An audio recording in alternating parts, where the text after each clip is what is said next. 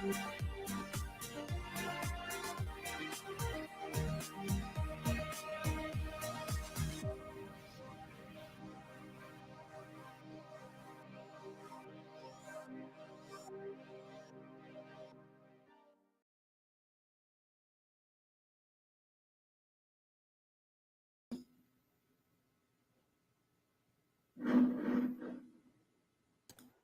might help if I unmute myself. Hi, everybody. Welcome to the stream. This is the first episode of Blast from the Past Reviews. And I want to thank everybody who's coming in here. Wow, this chat is much more than I expected. Thank you, everyone, so much for coming in and joining us.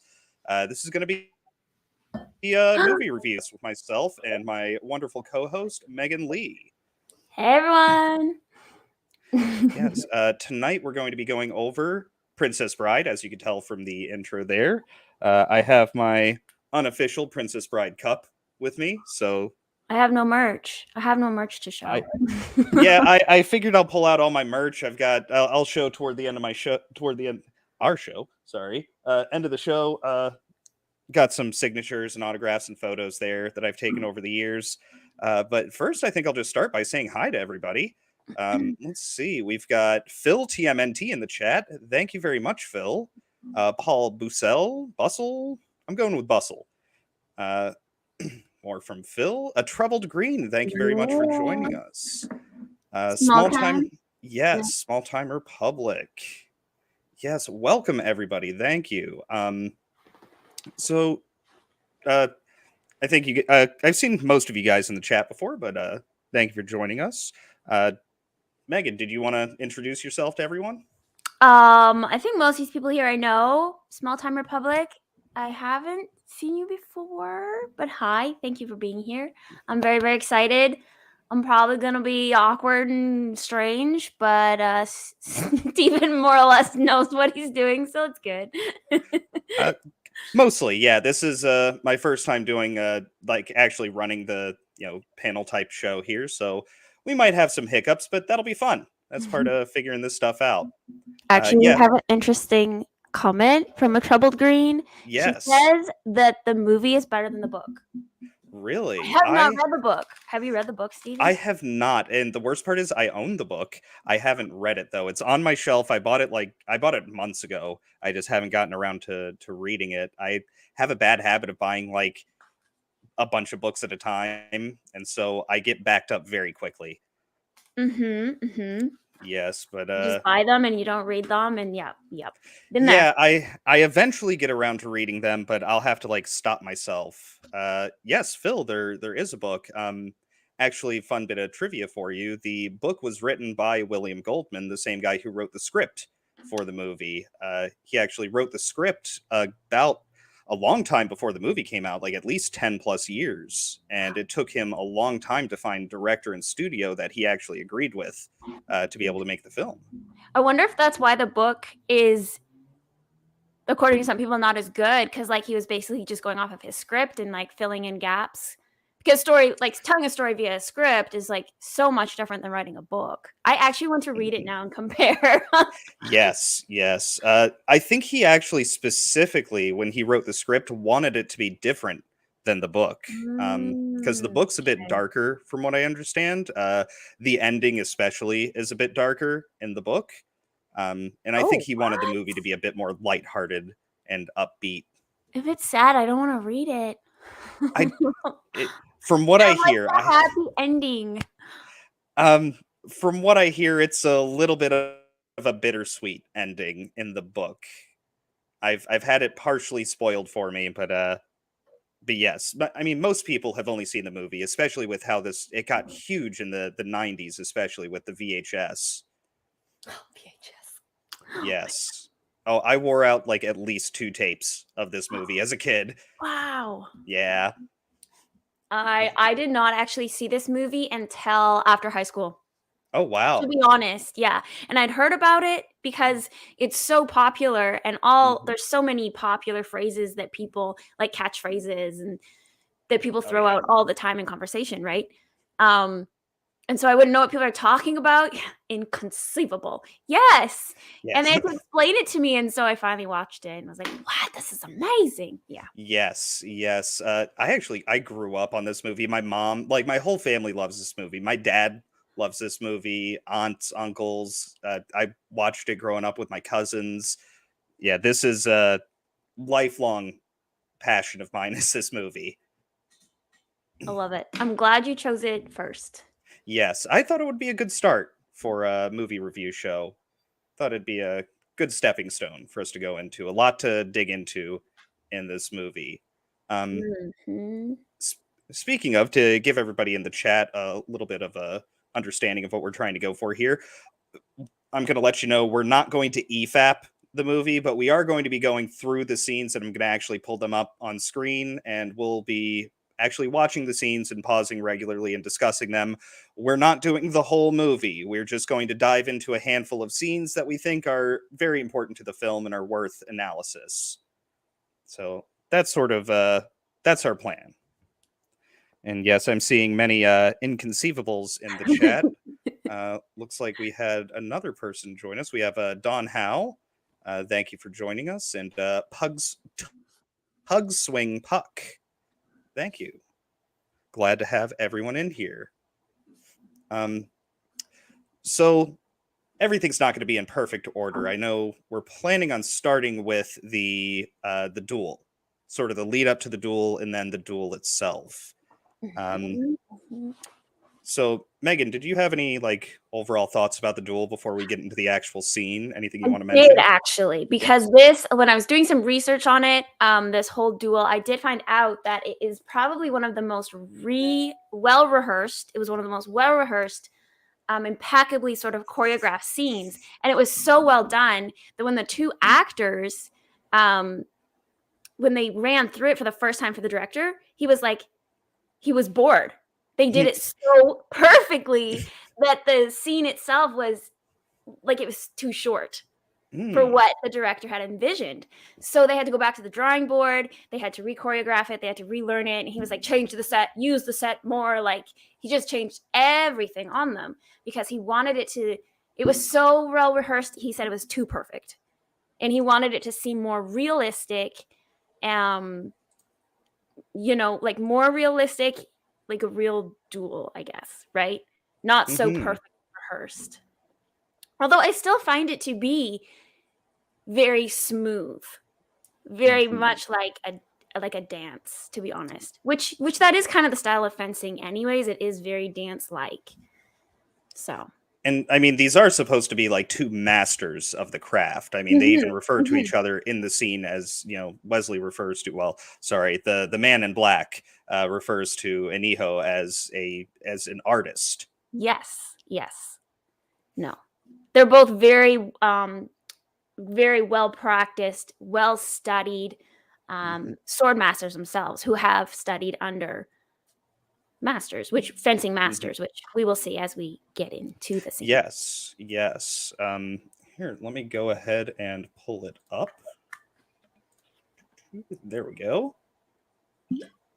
All right. So I did want to, I couldn't find a video that also had the, right before this, the lead up to, him getting up to the top of the cliff, which I wanted to talk about a little bit. Also, welcome, lovely Sherry.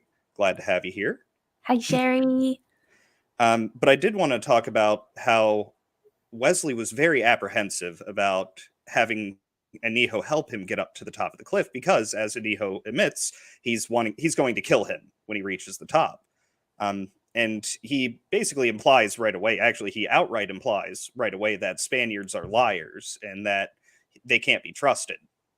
But this very quickly changes as soon as Iniho says, I promised you on the soul of my father, you will reach the top alive. And for Wesley, this, he also knows that Spaniards are also Catholic. And making a promise on the soul of your father is such a deep and meaningful, word to be given. And the way that Mandy Patinkin really delivers it, I mean, it's very convincing. It's very I'll say heartfelt. And it immediately changes Wesley's mind. Immediately, he's throw me down the rope. I'm ready to put my life in your hands at this moment. For sure. But yes, let's hop right into watching the scene. You've done nothing but study swordplay. More pursued than a study lately. You see, I cannot find it. It's been 20 years now. I started to lose confidence. I just work. Sorry, there's a little bit more that I guess I'm missing as well. Sorry. We're new. I do like this conversation. It's really interesting because they're about to try and kill each other. But they're having this very meaningful conversation, and it's almost like two old friends have met again or something. Like they're very familiar with each other. It's just an interesting lead up to the fight scene. Yeah, definitely. And I think a lot of that actually has to do with what happened right before this that I wish I could show, but my bad. And it's the exchange of trust that happens here. You know, I just talked about Wesley giving his trust to Inigo to get him to the top of the cliff. And then right after that, while telling the story of his father being killed by the Six-Fingered Man, Inigo gives his sword to Wesley, leaving himself completely defenseless. Yes, to like check out his sword. Like it's so funny. Like that just shows though how like very honorable they are. And like this sort of time period that they're trying to emulate in the movie is that time period of being very honorable in your fighting and in dueling. Like I keep saying the word honor, but there is a sense of honor and there's rules that you follow and like respect for your opponent. You know, and it's not something we would see nowadays, I guess, if people meet to fight through like fisticuffs in the back alley. You know, there's no like honor or duty or respect in it. It's just like the closest you could get to that is like two friends, and this is a thing that sometimes happens with men. If two friends are really having a big issue between each other, sometimes you just duke it out. That's the closest we could possibly get to that. Is you want to, you know, you're angry at your friend, you want to hurt him, but you don't want to kill him. You don't want him to have any lasting damage. It's like brothers. Yes. I grew up with brothers and like watching them fight and they smack each other around and then they're good like 2 minutes later. Whereas girls are like, and then it takes us like 2 days or something. the guy for men, they're better than before the fight. Like they're like they could have been fine before the fight, and then one certain thing happens and they're upset at each other. Then they duke it out, and immediately afterwards it's, oh, we're great here. Actually reminds me of a quick story.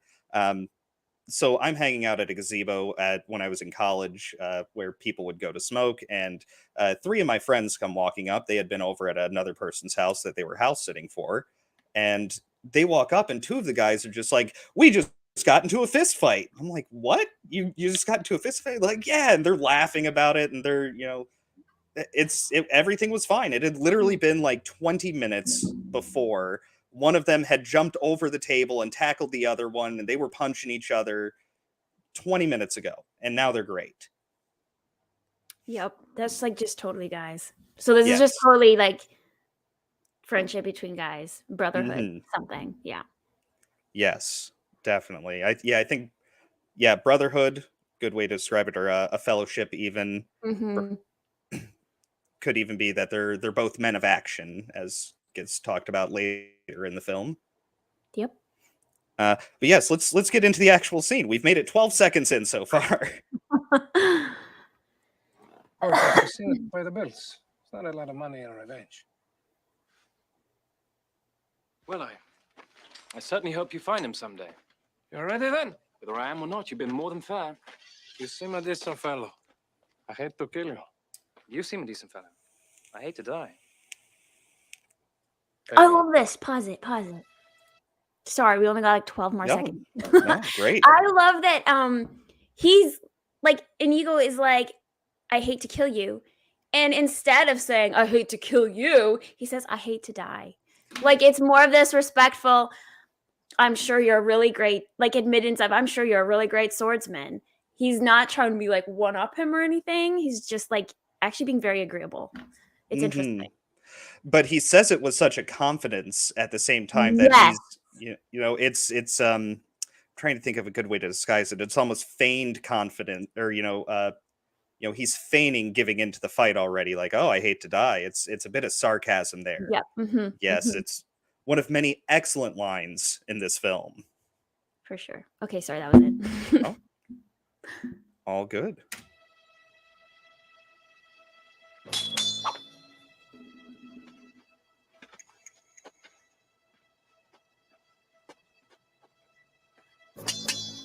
Okay, so this right here. Yes, I'm it's. sorry. No, you're good. Yes, right there, right Right there. In fact, I here. need to back it up just a Yes. little bit. That right there. So the two of them testing each other. They don't charge in. They give two little quick taps of the sword and a swipe and see how fast the other one is. Yep. And then that smile on Inigo's face. You can tell he's just delighted to actually be challenged by someone. Like it's a game. This is gonna be so much fun. Yes. And he knows I think part of that might have been not actually acting. I think that Mandy Patinkin, from what I understand, I read a book that Cary Elwes wrote about the making of this film, and he and Mandy Patinkin loved sword fighting. They loved doing this. Oh, sorry, I got to block a user in the chat. We already have spam bots. No. But yeah, they spent so much time practicing for this fight scene. I heard that they basically, like, when they weren't on set, they were practicing and they had their swords on them at like all times. Yes. All times. Yes. Need to sword fight the bot. Did they go in twice under two different names? Did No. they? I thought I blocked Oh them. yeah. Oh no, they just put up a buttload of chats.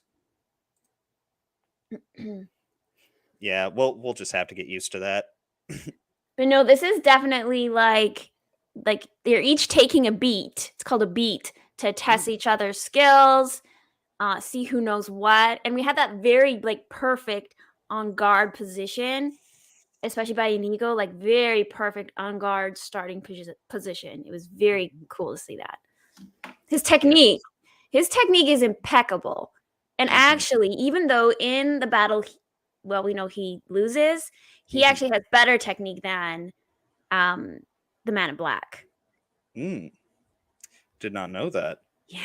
All because the actors, like, I can't remember their name, but like Wesley came in having not done any practicing prior, but Inigo had done like 4 months of training. Okay. Before coming on set. Yes. Okay. So I think he had to act even more so to like act like he wasn't as good. Do you know what I'm saying? Which takes way more skill to pretend you're not as good as you are. Yes, I bet it does. Yeah. It's like, I need you to pretend for a minute that you suck at this. Okay. Not suck, but just tone it down a little bit. Exactly. That takes way more skills. Yes.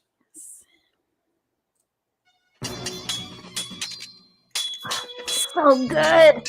Yes. Look at their feet. Look at that footwork. It's incredible. So good. You're using Bonetti's defense against me, huh? I thought it fitting, considering the rocky terrain. Naturally. You must expect me to attack with Capafero. Naturally. But I find that Tybalt cancels out Capofero. Don't you? Unless the enemy has a study, he's a glipper. Which I have. So I believe you had something to say about you know more about this than I do. So right here, as they're like putting out these names of the different defenses, Bonetti's defense, and you are going to like counteract with, what did he say? Capofero and Thibault. And then he went, well, I'm going to respond with Agrippa, or I've studied my Agrippa. So those are actually the names of different 1600s. From the 15 and 1600s is when fencing was at its height.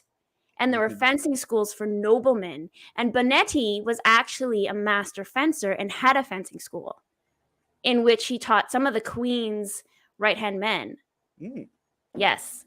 And so each of these names that they're putting out, so-and-so's defense, they were all fencing masters from that time period, which is super, super cool, in my opinion. And if I'm remembering correctly from what Carrie Elwes talks about in the book, they actually studied a lot of the techniques that were put down by those people. So when they're saying these things, I believe, if once again, I'm having to remember, I read this book years ago, but that a lot of that was actually added to the script because the fencing masters, Neil Diamond, not Neil Diamond, sorry, what's his name? We had Peter Diamond. Peter Bob Diamond. Anderson, Okay. yes. Yes. So they were actually teaching them techniques that of those sword masters, and they just kept talking about it so much on set that it was basically added to the script while they were filming. Yes, it's very cool. It gives us really neat insight into history and just a lot of really cool backstory of the history of fencing itself.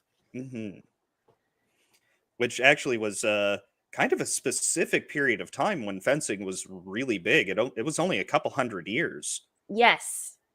Yes. And I think we could really thank like the films and TV and serials that you would see like in the Nickelodeons on big screens back in mostly like the 30s through the 50s. You know, Zorro, anything with Errol Flynn, Robin Hood, Ivanhoe, things like that. That really brought fencing into prominence in film. Absolutely. That's another movie we have to review. Zorro. Oh, the Antonio Banderas one? Well, there's that one, and then that's the one I've seen. Yeah. But there's an older one I really want to see. Like the original one. I can't remember. There was a whole series of them that came out. Yes, like I want to see the series. Mm-hmm. But then I did enjoy the Antonio Banderas one too. Yes. That one was fun. I think I still have that on VHS somewhere to bring that up again. Yeah, I remember I used to watch, occasionally it would come on TV at way too late, that later than I should have been up as a kid, but it would come on TV, the old Zorro serials. Yeah, I just remember him riding on, he'd be riding on the dark black horse with, black mask, and it was very similar to like Lone Ranger, but instead of guns, swords. But yes. Don Howe says the TV shows from the 50s or 60s. That's a long time ago. Is it? Okay. Okay. I thought it was earlier than that because, black and white for TV was still very popular in the 50s and 60s. It's like Andy Griffith was black and white, and that was 50s and 60s. That's true. Okay.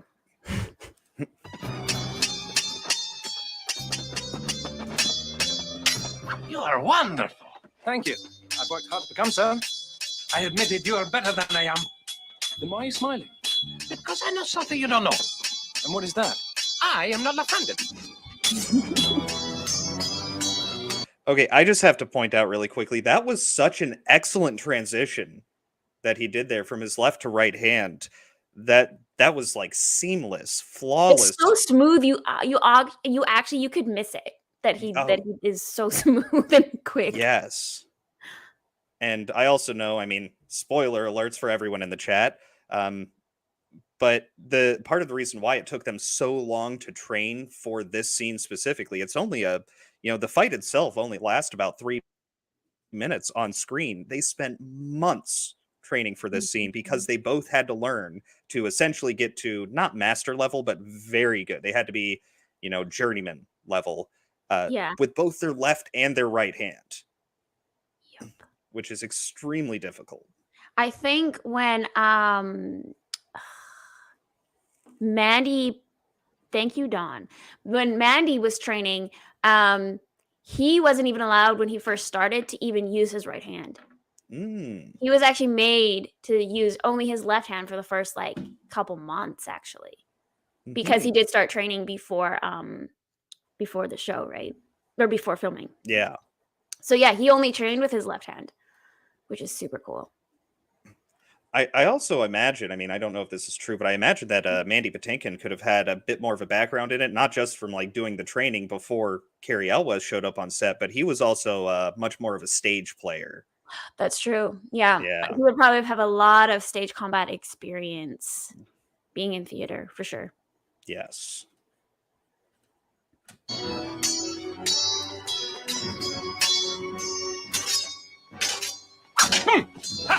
That's so difficult. You're amazing. What he The- did on the steps, like Yeah. that's so difficult. Oh man. And Ah. it's really wonderful how they work storytelling elements into the fight scene itself. You can really see and you can really tell just by watching it that Inigo is really gaining ground on him. You know, Wesley is getting pushed back very clearly, and you can see he's having difficulty keeping up with the strokes in time. And then, as we see in just a second, the how the turntables. Yes. Actually, I just want to mention Tugswing Puck in the chat says, if we want to see some of the best fencing in a movie, watch the 1952 Scaramouche. I think it's Scaramuccia, and Scaramuccia. I'm only saying that because of the Venture Bros, the cartoon, which I love that show. There's a character called Scaramantula. So I think it's Scaramuccia. Purely basing it off of a cartoon, though. I came across quickly, I came across that one scene, not two. Oh, okay. Okay. I came across that in my research that they actually, now I have to see this movie because I did read that they were basing this fight scene off of a fight scene in that movie. And they're trying to make it like even better. Like that was their competition, the fight scene in that movie. So now I need to watch that. Compare it. Yes. Thank you, Tugswing Puck. Yes, Tugswing. Is that does Errol Flynn star in that? Because I just know that was one of the major inspirations, not just for this fight scene, but also for the character of Wesley. Was the characters that he would play in films. So let us know, please. And Dawn says that the fencing. The Zorro TV series was 1957 to 1961. Yeah, but the character's been around since 1919. Yes, Zorro was a pulp. He was in the pulp serials. I want to say it was Amazing Tales or Amazing Stories, one of those. I don't think it was like Weird Tales where you would have seen like H.P. Lovecraft or Robert E. Howard, Fritz Leiber. Maybe Fritz Leiber might have been seen with no, he was around a bit later. He wouldn't have been seen with the Zorro books coming out. Oh my gosh, our chat knows their movies. Yes. This is making me nervous, guys. You're making me nervous. No, I think you're doing great. You're bringing a lot of excellent knowledge about just the the sword fighting. Hardcore here. Yeah, it shows. Thanks. I ought to be after 20 years. Oh, there's something I ought to tell you. Tell me. I'm not left-handed either. He was like way more fancy about his Switch. Yes. See, I love that. It's go on, get your sword. Right? And this is them using the set more like the director wanted. Like really using all of the set, all parts of it, right? Up and down the stairs and the rocks and this. He must have like studied like with a gymnast or something because so skill right there. What we're about to see, I'll go ahead and play it, and then I do have a comment on what we're about to see.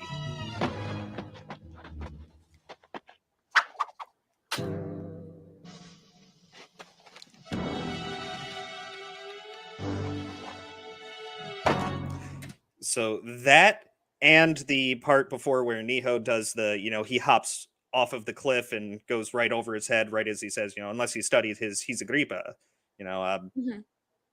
those are the only two shots in this entire scene that are not Carrie Elwes and Mandy Patinkin. They did actually get a gymnast and an acrobat to come in and do those specific shots. That makes sense. Yes. Now, before when Inijo's coming down and, he just does sort of a very basic swing and grabs his sword, that's actually Mandy Patinkin. And you can tell because it's a very clean, clear shot. Mm-hmm. But yeah, other than that, other than those two shots, everything else is the actual actors. They did not bring in stunt doubles to do the sword fight. It's pretty rare, I feel like, nowadays for that to happen. I feel like they use stunt doubles a lot just because they've learned how to be super fancy with their filming, and we can use CGI now and all this stuff.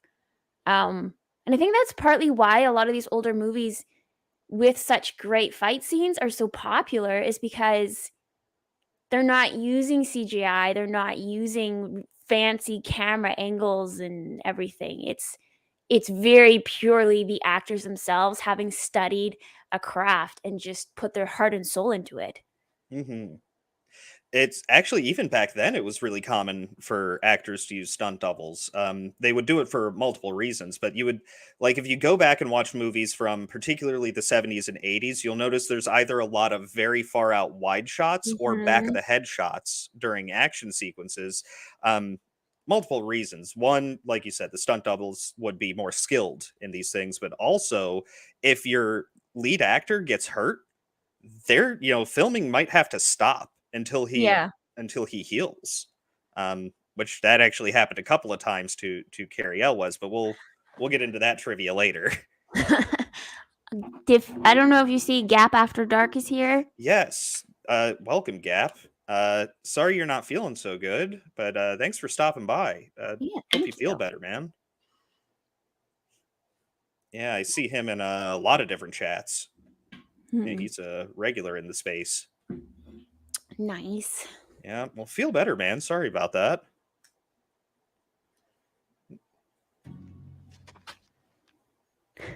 Who are you? No one of consequence. I must Get used to disappointment. I love that phrase. Get Yes. used to disappointment. I used that with my kids the other day, that I work with, and they're like, "What?" I'm like, get used to disappointment, kid. Yep. You know what? That's a really true lesson in life, and he just accepts it here. It's just kind of a yeah, but really, you should just get used to disappointment because it's going to happen a lot throughout life. I just find this movie is so funny at times because it's it's so funny. It's funny because it's true. Mhm. They're not trying really hard to be funny. It's like they're just being honest, and in their honesty, it's hilarious. Yeah, it's very genuine comedy. It still has a lot of comedy in there, and I think the only scene where it's somewhat forced, but not overly so, would be the Miracle Max scene. But you put Billy Crystal on screen, you're going to get some comedy in there. True. I also really like the line just before that. Who are you? No one of consequence. I think that could be how Wesley really feels about himself in that moment. He's done all of these amazing things, as we'll find out later in the fire swamp, but really I don't think he thinks that highly of himself throughout. He's confident in a lot of different areas, but inside he's still just the farm boy. He's not really the Dread Pirate Roberts. He's not, he's not some prince that his beloved is now engaged to. He's really just no one of consequence. And I think a lot of this movie is about him finding out that he really is someone important, at least to a handful of people. Yep. And sometimes that's all you need, just a couple of people to think that you're important. It's true. Small Time Republic says the movie is not pretentious, which is nice. Yes. Yes. Definitely agree.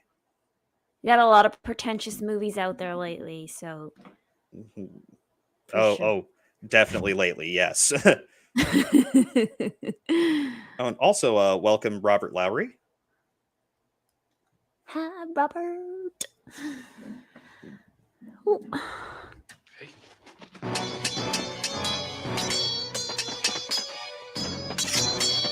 Woo.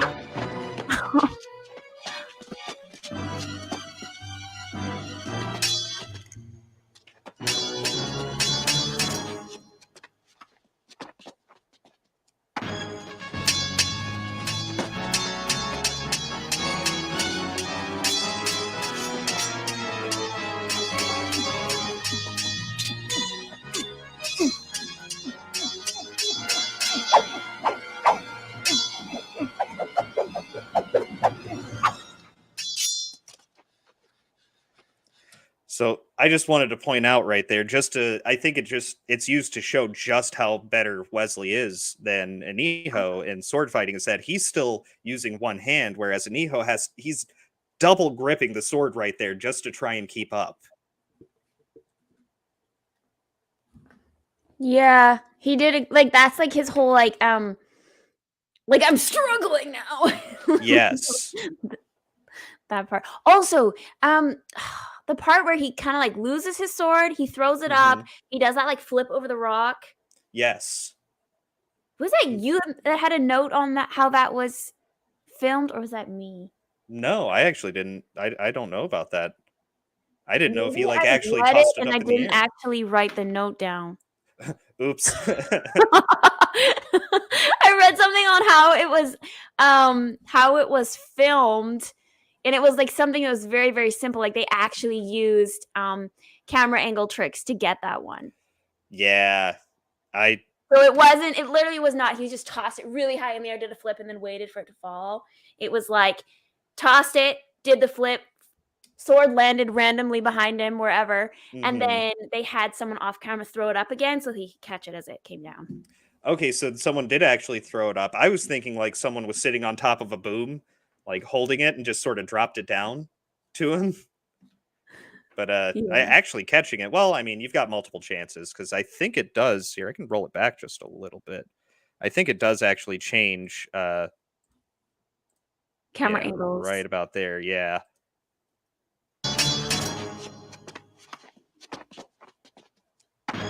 Yeah, somebody must have dropped it. Like right yeah. off up there or just off camera, just boop. Yeah, because I mean, to get that perfect of an arc that it's going straight up, and then it's not going to like kill you when it comes down. After you've done a flip over a rock. Yeah, there has to be something there with that. No, but it was cool. It was a very cool move. Oh yeah. Yeah, because I mean, even if they did pause it or something, it felt very seamless. Like they blended it very well if that was the case. Or if they just had somebody else sitting there ready to throw a sword up. Either way, that's impeccable timing.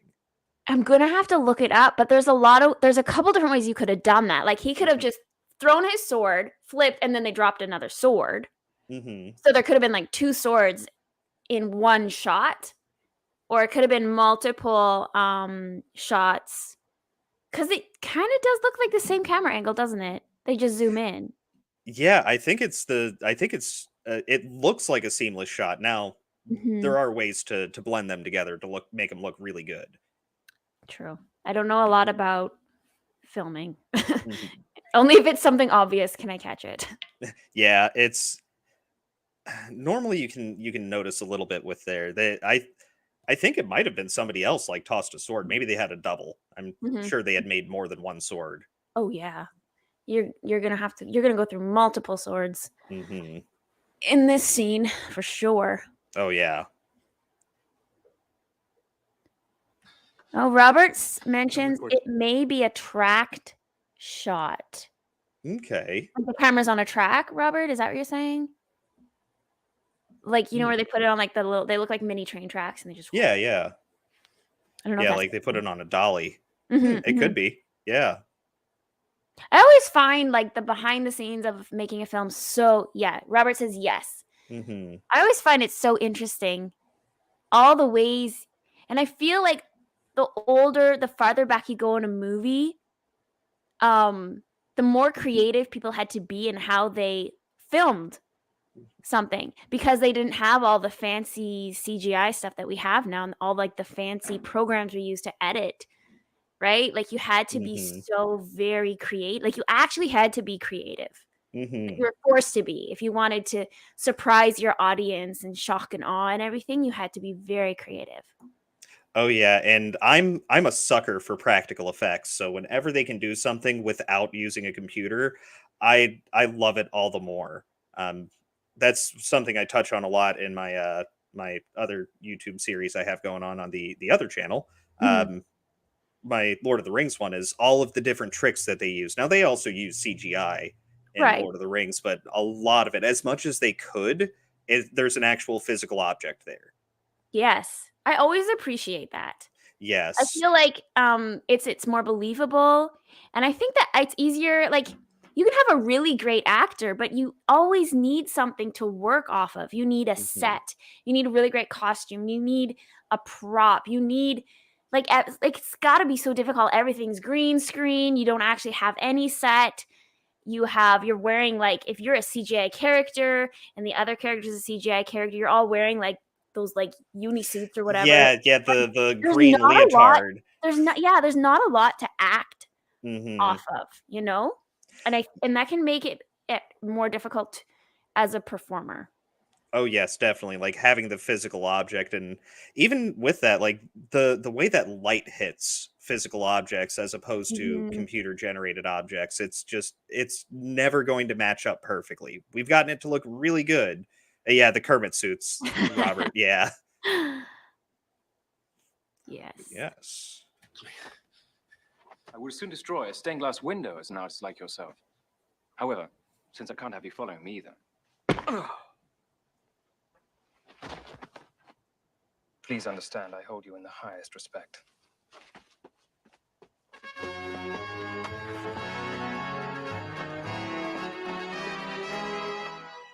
Oh, and I was about to accidentally shout out whoever I snagged that video from off of YouTube. Um, yes, overall, that scene, It's it's such a just amazing. standout scene. It's such a standout scene. Oh, it's amazing. And I Mhm. love how they wrap it up at the end because we start with like that honor, that respect for each other, and then and at the end they bring it back to the beginning moment and where he says, you know, I I wish you to know I hold you in the highest regard, right?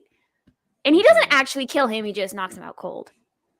Yeah, because they're both artists. He respects his craft so deeply that Yes. he can't bring himself to kill this man. Yes, Um, exactly. yes.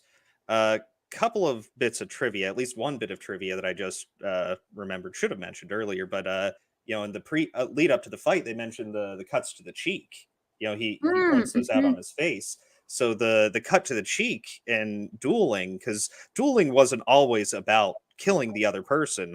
Quite often, it was just about settling some sort of dispute. And most often, and much more common than actual duel to the death, would be a duel to first blood. And Mhm. with that, a cut to the face was considered a high disrespect, very, very disrespectful to do to someone, because it's now a defeat that is marked on their face forever. They're never going to be able to cover it up. Yeah. So it's like shame. You're Hmm. wearing your shame publicly for all to see. Yes, and you'll be stuck with that forever.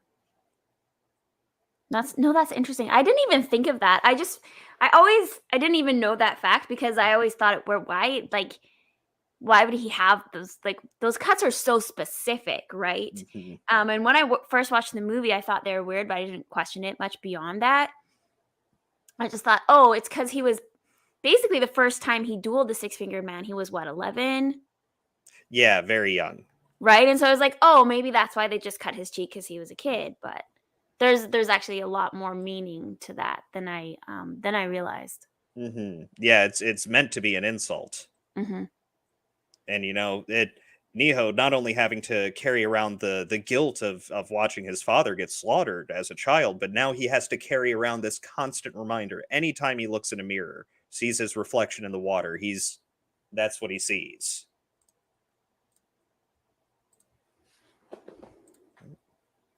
Sorry, trying to bring up Gesundheit or cough, either Both. or. Dawn says makes the scene with Indigo and the Six Fingered Man more meaningful. Yes, it does. Yes, because he does it back to him. Hmm. Oh yes, that is one of the scenes Oh, I want sorry. to get into. Oh no, you're Go good. ahead. You're good. Yeah, that's a very important part of it too. Um, any other thoughts on the sword fight that you wanted to share? No, I think that was everything. Just like a general, I think like a general trivia that most people know is it was Peter Diamond and Bob Anderson were the sword masters, and that Bob Anderson was Darth Vader's stunt double. Mhm. I think a lot of people know that. He was Darth Vader's stunt double in both Empire Strikes Back and what did I write down? I can't remember. Return of the Jedi. Mm-hmm. Yes. Which But in those movies, that's where the lightsaber battles really come to the next level, because you only had the short one in A New Hope. Yeah. But no, yes, for sure. You can see they basically they have, I guess it's like every sword master, they have their own style, and you can see these stage combat sword fight masters who train these actors. You can see their style come out in the different movies that they're a part of. Mm-hmm. It's very interesting. Yeah. It kind of goes back to the scene where Inigo and Wesley are naming the fencing masters back and forth to each other, and their different fighting styles. Yeah. Mhm. That's all I have to say on that one, though. All right. Well, I think it's time to do the next scene, which is one that you wanted to bring up. Let me add that in. The fire swamp. You had some stuff on this too, right? I didn't have as much. Yes. I have a couple of things, so we might get through this one a little bit faster. I know we both had a lot to say about the duel. It's a very intricate scene. There's so much to talk about it. But I do have a couple of things to add to this scene, so we might get through this one a bit quicker, though. Oh, that's not what I was trying to do. There we go. Ooh, that feels loud.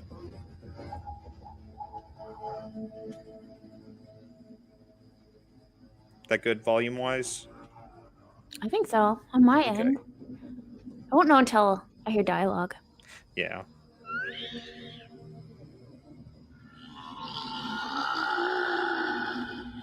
Oh, actually, I do have something to say about this shot right here. This is one of the few scenes that they actually filmed on a soundstage. So the background is actually painted. Everything behind the actors is all painted. But everything in the foreground is actual props on. That was actually a question I was gonna have, like, because it seemed like it, but it seems like a very intricate stage to build. It was, in fact, because that's definitely not all CGI. Like, you can tell they've probably got that painted background, but that, I mean, everything, like all the vines that you're seeing, that does not look CGI or anything to me. Oh, especially not CGI for the time. I mean, it would have been, it would have been really bad. 88. Yeah. Yeah. No, that's all actually there. I love when they do that. They did that a lot in Lord of the Rings. Yes, they did. It just gives so much to the film. Like, it makes it feel, you can pretty much tell, like, okay, this isn't an on location scene. This is definitely a soundstage. Just so, like, you can tell in the duel that's a soundstage, right? Or whatever. Yes. But it's easy to believe it could be real. Yeah, and I think that's also part of the benefit of practical effects and having actual sets. Oh, sorry, cat's rubbing her face on the computer. All right, come here, kitty. All right, say hi to the kitty, everybody. I gotta help her, cat. Yes. It's not that bad. Well, I'm not saying I'd like to build a summer home here, but the trees are actually quite lovely. The look on her face. Yeah, just some great deadpan comedy. It's so good because I feel like I do that to my husband all the time. Like, are you for real right now? Are you for real right now? Like, that's what her face is. She's like, are you kidding me? I don't even talk, man. Don't even talk. It's so funny. Yeah, I receive that look fairly often. Really? It's so good. Like, she did such a good job of giving him that look. Like, are you an idiot? You're an idiot. It's so good. Oh my gosh.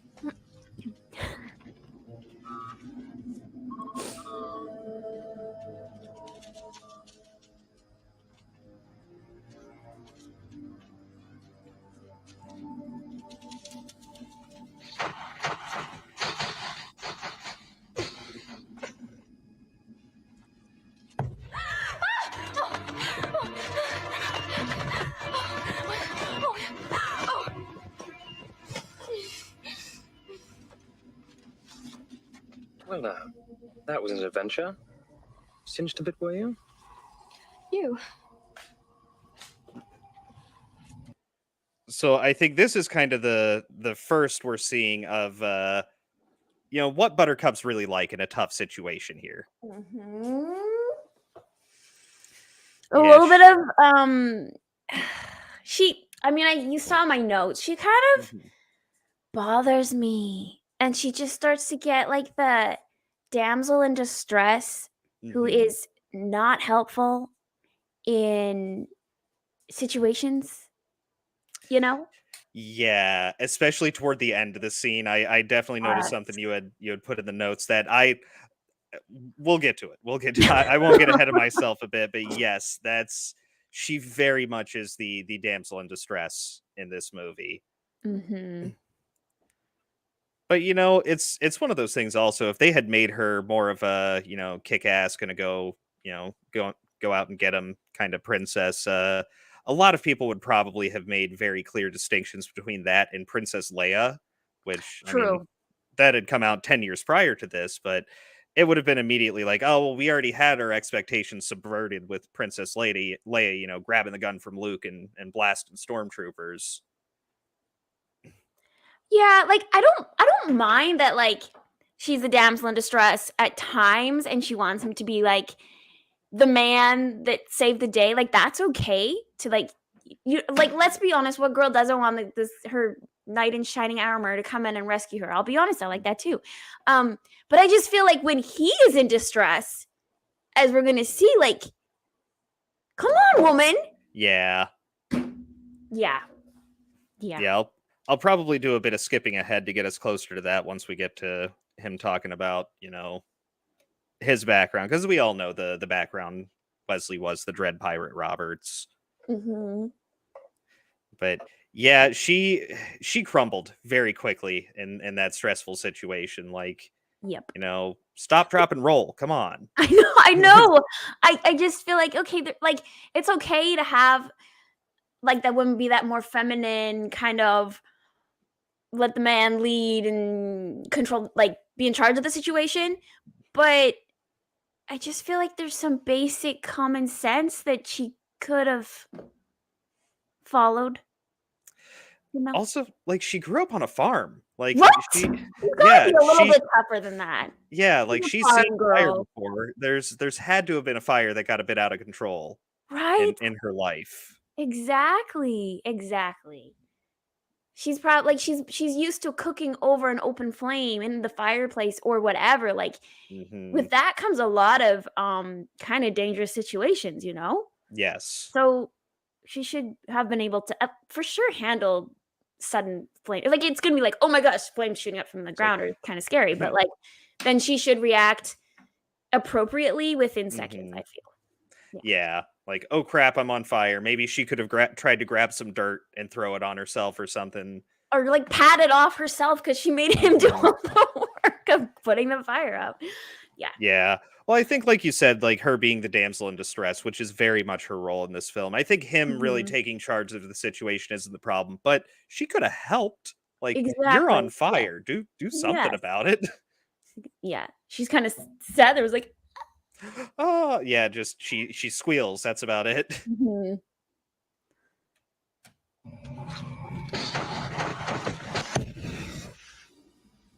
Well, one thing I will say, our swamp certainly does keep you on your toes.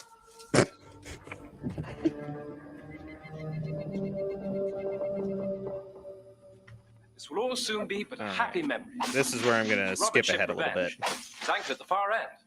And I, as you know, am Roberts. But how's that possible? Since he's been marauding 20 years and you only yes, left me 5 years Wesley. ago. Wesley was the Dread Pirate Roberts. We all know this. Oh, I wanted to mention one quick thing right here with the lightning sand.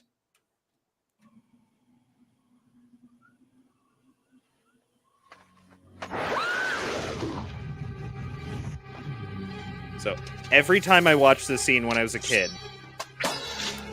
I would always hold my breath as soon as Wesley goes into the sand. Like this whole time, I'm a little kid. I'm sitting there holding my breath, and as soon as he emerges, that's when I'd let it go. I don't know why I thought this was a thing I should be doing. That's great. Aw. That's a long time he's down there, though. Like, that's It a long is. time to hold It your is. breath. Did you, like, I did a lot of swimming as a kid. pass out? Oh, okay. Okay. Yeah. So we're used to that. Also, I hadn't thought about this before, but in that moment, they could have really just like let it sit there and hang. If you're just looking at the sand, wondering, oh, what's going to happen, and maybe it would have only lasted like 10 seconds, and it would have, we would have assumed some time had elapsed. But I think it was Mhm. actually really smart of them to take that time to quickly introduce the fact that there's a third danger of the swamp, Yes. the ROUSs. And I think that's actually a really smart way to do it right there. During another moment of distress, we see them come in. It was a good little introduction. Oh, crap. Oh, we got suspended. Why? Crap. Others. No. Oh, no. Copyright violation. What? It's freaking Warner Brothers. Oh, no. No, you still. Oh, crap. Really? We're like stopping and talking about it and everything. Man, Robert Wow. says they're cucks. Yeah. Oh, Yeah, crap. Poops. Aww. All right, I guess Like, we have literally. to download the scenes from now on, because they didn't have any problem before. Like when I was playing the sword fight, it wasn't an issue. Yeah. Seriously. Excuse me. 20th century. Was it 20th century then? It's not Warner Brothers. I have to let me pull up the actual let me pull up my actual studio here. What the heck? I'm gonna let my dogs out the door. I'll be right back. Yeah, we've got some time. Oh my god. Oh boy. What does that mean? Like, are we literally like? Yeah, like it's down. Like I went over to it and it just says stream unavailable. Oh no. Oh, you're right, it is. No.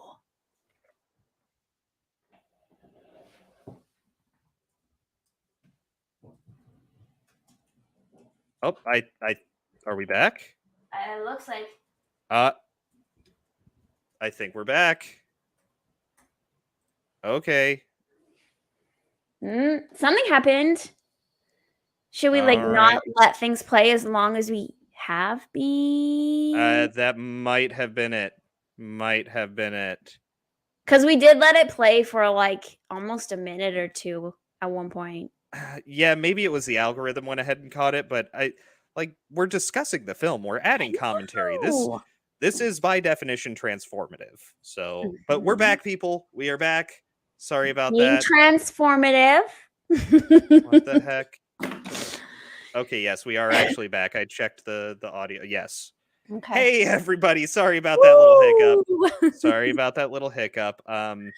I think that may have partially been my fault. Now, of course, as everyone's saying in the chat, YouTube, I play like 10 seconds or less to be safe. Yeah. Okay. So in the future, I'll try to be a bit smarter about this and go ahead and download the scenes beforehand, because like the sword fight, we were playing the whole thing there and there was no problem. That's an actual MP4 that I'm playing there that I had downloaded, whereas this is just like, this here, one? you guys This can scene? see. Yeah, this is just on YouTube. Yeah. That's why. That's probably why. Yeah. Okay. So that might be part of it. All right, we'll show clips, or either like very short, or we'll have still images pulled up or something for this to be safe. Crap, I was hoping that wouldn't be a thing. I thought we would get away with this. Me too. Oh, Dawn, stream almost disappeared into the sand pit. Yes, we fell into the lightning sand. Oh man. Well, yes, as we were saying, I would hold my breath up until this point here. Yeah, small time Republic, been holding his breath the whole time. I couldn't do that anymore. I smoke way too much. Bad habit. Don't smoke, kids. Okay. Proof that there's no such thing as too small. Yes, thank you. Very true. Very true. Oh my word. Oh my word. All right, so we'll keep it short. So I think we were still up. All right, I'm hoping that we were still up when I was talking about how they introduced the RUSs while he was in the sand. Rodents of unusual size. Yes, which I really think adding the acronym to that is just it's wonderful. It It's is, but it's also confusing because it took me forever to pick up on that when I Yeah. first watched the movie. I was like, yes. what are they talking about? What? Yes, and that's actually something that gets brought up all the time because I play tabletop games like D&D and stuff, and giant rats are the most common enemy when you're low level, and every time it's like, oh great, more ROUSs. Nice. I mean, that is kind of creepy. Lots of people don't like rodents, and they're like, they have that ick factor, and then you just make it like expand the size, and yeah, like becomes scary, not just icky. Yeah, because a normal rat, it's like, oh, okay, just get out of here, rat. You know, you if Mhm. anything, you kick it away, you grab a broom and you shoo it. Now you got like this monstrosity. Yeah, that's a real danger. I mean, this thing does more damage to Wesley than the Master Swordsman or the Giant. Mm-hmm. Yes. Hey, Pops. Yes, thank Hi, you for the Pops. advice. 7 to 10 seconds, talk over it, jump around a bit. It's quite the challenge. Yeah, I think having it pre-downloaded made all the difference. I think playing it on YouTube, that's already like, I don't know, maybe they're more tapped into the algorithm because we were playing sections of the sword fight without too much commentary, although it was a lot of commentary. We were pausing that a lot. Yeah, we were. All right. Well, we can do quick pauses for here because I did want to show just the beginning of this, and I know you had some comments on the fight with the ROUSs. Uh-huh. But you were clever enough to discover what that looks like, so in the future we can avoid that too. Wesley, what about the ROUSs? Rodents of Now- unusual size? Here's the thing. When they mention it, like, she's obviously like the fire swamp is this big thing everybody's heard of, right? And so when she says ROUSs, it's more like, as far as they know, that's almost like a rumor that hasn't been proven, right? That's how they're talking of it right now. Yeah, because the next line. I don't think they exist. So I think part of that also just some wonderful slapstick comedy right there. That was great. I think that, I mean, obviously we saw just before that, right after they get out of the lightning sand, Wesley can clearly see he's looking at the RUSs. I think he was just lying to her there. Yeah, he was just lying to her there to try and keep her calm. Like, okay, they're around. Maybe they'll leave us alone. If she doesn't know about these, it's all the better. And you know what? I do that with roaches. My wife hates roaches. She cannot stand them. She can't even see them. Oh yeah, no, like she will literally run I make out of my the room. husband kill them. Yes, Yeah, that is I my make job. my husband kill them. That is my job. If there is a roach in the house, I have to find it, or it's going to be a problem. So I'm hoping she can't no, hear like if me in I the other see it, room. I always find them at night in the freaking bathroom or bedroom, and I'm like, we're not going to sleep until you find it and kill it. Yes. Because I make him, we move the furniture and everything until find that freaking roach, because I will not sleep until it's dead. We're down again. What? We might not be able to do this specific scene. We might not be able to.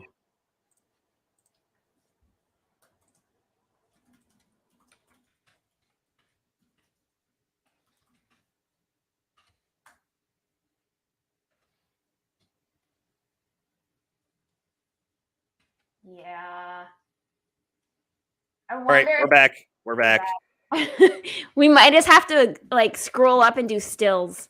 Yeah, we're just doing stills here. That's fine. We can narrate and talk about this stuff just by showing the images. Sorry, okay. everyone. I think we only missed a little bit there. So we were talking about how Wesley was lying about the ROUSs and how I have to basically do the same thing with roaches when they're in the house because my wife hates them. And so I think that's just what it was. Like if I see one, I won't say anything unless I know I can get it within a few seconds and I'm like 100% positive I've got this thing. I'll just let it go. And if she leaves the room, that's when I'll go and find it. I'm hoping she can't hear me right now.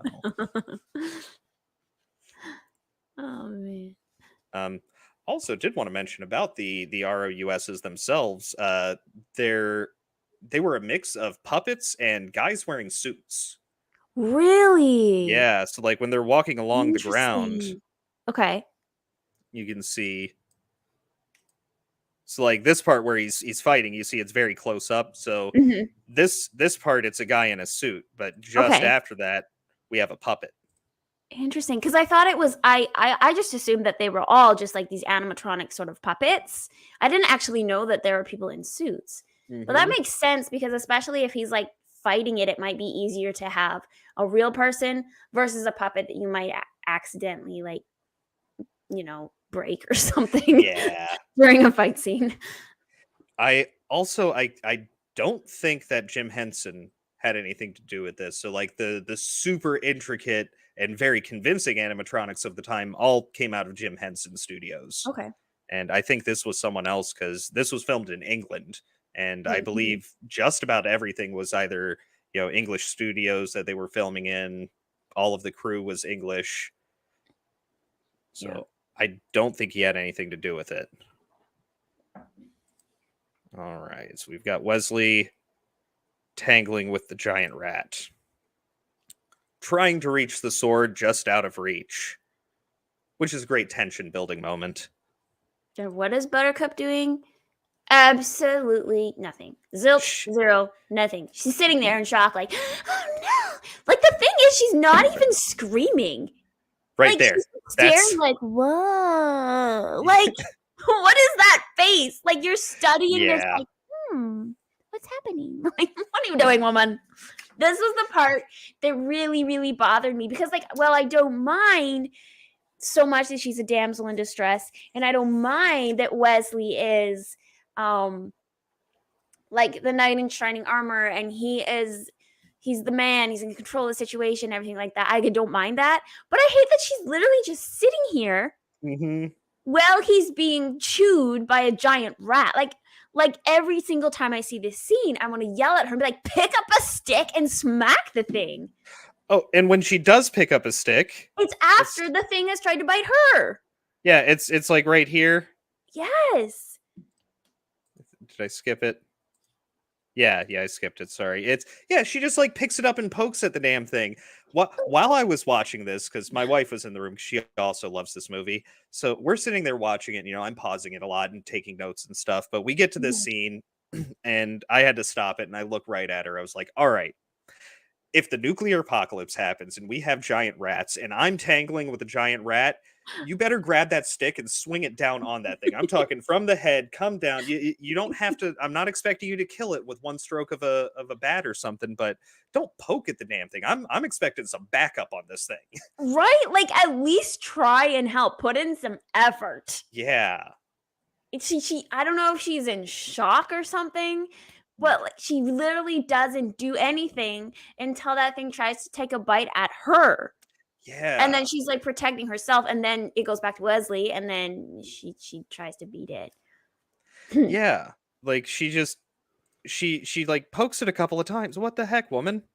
And then Wesley has to use some innovation. He hears the the fire spurt about to happen and gives it a good burn. Yikes. That would smell so bad. Oh yeah. Unless you were really hungry. The fur though. The smell of the fur being singed. That Oh would yeah. stink. Yeah, not just burning hair, but burning unwashed rat fur. Ooh. Patrick says that Buttercup's too busy thinking about how he just lied to her face. Maybe she is. Maybe she's could be working through some resentment, like some bitterness.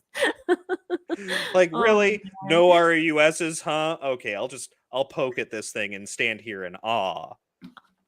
oh goodness. Yeah, if I'm ever in that situation, I'm expecting some backup from my wife. That's what I Yes. want. And then of course he gets a hold of the sword, gives it a couple of good solid stabs. But I definitely agree with you that this scene really doesn't paint Buttercup well. No, it doesn't. Mm-mm. Not at all. She's not her best in this scene. She really, really isn't. And like, I really like that point you made. Like, she's a farm girl, you know. And yes, she used to have Wesley on the farm, but then he left the farm and she was on the farm with whoever, her parents or whatever. So like, she's gotta be used to some sort of hard work and like animals, and there's got to be a lot of smaller rats around there. I would freak out at a big rat for sure, but like, yeah, I don't know. I feel like she's such a fainting violet or whatever. I don't know. Maybe being the princess to Prince what's his face, Humperdinck. Humperdinck has made her really soft. I don't know, but I don't know. I feel like a lifetime on a farm, like, and we even see her in the prologue. We see her carrying things. I mean, Wesley's chopping the wood, but she's picking up the wood and carrying it from one place to another. I feel like she'd have at least a little bit of muscle. I mean, I've met girls who, have worked on farms, and they're typically pretty strong. we have to poke fun at Phil because he's actually never seen this movie. What? Phil! Go never watch seen. Oh my god. Well, spoiler alert. Sorry, bud. Thanks for coming though. Either way, Phil, go watch the movie, please. Okay, I will say, because this is something that has happened to me throughout the years. Because I always talk to people, they'll say like, "Oh, well, what's your favorite movie?" And it's very easy for me to go to, "Oh, well, The Princess Bride," because it's just such an excellently made film. I mean, there's other movies I love probably equally, but this is a great one. And I'll say, "Oh, The Princess Bride," and automatically I get like, "Really, a chick flick?" It's like, no, I am telling you, it's not. It's really not a chick flick, especially like what is considered a chick flick nowadays. Cannot even compare to The Princess Bride. Like, it just can't even compare. It cannot stand up to it at all. Like, it can't. There's like, they don't even focus a lot on like their love story. It permeates the whole thing because it is the basis of the whole movie, but like, it's not the focus. The focus is the journey of Wesley and her and them coming together. It's yeah. I think this is a good time to bring up bit of trivia I wanted to add to this is because this really is a love story in the end. And it is. So Mandy Patinkin, the guy who played Inigo Montoya, whenever he does a movie, this is something he started doing later on, is he would try to think of any movie that he watched, or especially any movie it was in, he would try to distill it down to a single sentence. And so he called up Rob Reiner, the guy who directed the film, and said, "Hey, Rob, what's The Princess Bride in a single sentence?" And so Rob Reiner's one sentence description is, it's a story about a little boy who's sick, and his grandpa comes over to read him a story that teaches him that the most important thing is true love. So it is a romantic movie, but it's so much more. Yes. It's action, adventure, comedy. It even has a couple of themes of horror in there, and it's really a fairy tale overall. And not like a super fluffy fairy tale either. It's not like a Grimm's fairy tale, but it's not super fluffy Disney. It's this really nice balanced fairy tale. Yeah. And it really does have a lot of fairy tale elements to it. Like, for instance, in the Fire Swamp, you have what's known as the rule of three, which is a very common thing in fairy tales. A lot of things happen in threes. So you have the three horrors of the Fire Swamp, the fire spouts, the lightning sand, and the rodents of unusual size. But then also you have the three men who kidnap Buttercup. You have the three men later on who assault the castle. And other things that are very common in fairy tales are the protagonist or the knight in shining armor will die. Death and resurrection is a very common theme in fairy Yeah. tales, and it's usually some sort of magic potion. You go to a magician, you get a magic potion, or somebody casts a spell, and that essentially happens in this too with Miracle Max. But they had to add a little twist to it, so it's you get a little chocolate pill. The chocolate helps it go down. Yes. I love it. Oh, and Dawn brought up the relationship between Fred Savage's character, the sick boy, and Peter Falk, the grandfather reading the story. So, yeah, should mention that this is actually a story within a story. What we're seeing here isn't what's actually happening throughout the film. The reality is that it's a grandpa reading a story to his sick grandchild. No, I love it. It's that story within a story. That's also something that's very fairy tale fantasy, stories within stories. Yeah, because it always starts off with once upon a time, and it's told to you from a narrator's perspective, somebody who probably wasn't there or was a minor character. Exactly, yes. But yeah, this is someone had mentioned in, I can't remember where I saw it, it was some interview or something, that this is more akin to the fractured fairy tales like they used to have on Rocky and Bullwinkle. Fred didn't want to hear about the kissing until the end. Yes. Okay, Phil, the dude is not called Buttercup. The dude is called Wesley. Very good, strong, masculine name, Wesley. The princess, Blondie, her name is Buttercup. Yes. So don't worry, it's nice, strong, masculine name.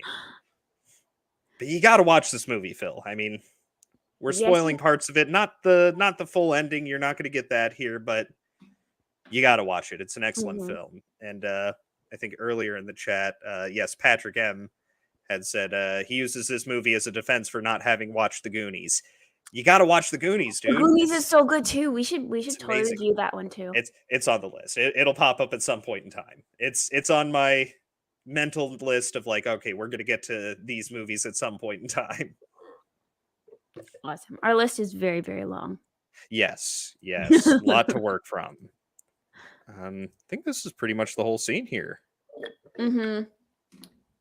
And definitely, like, after this scene, like, you can just tell there's this look of desperation on Buttercup's face. Like, what have I got myself into? Paul, what is Ice Pirates? Paul says we need to watch Ice Pirates. I'm not familiar with Ice Pirates. What is that? I don't know. I like pirates.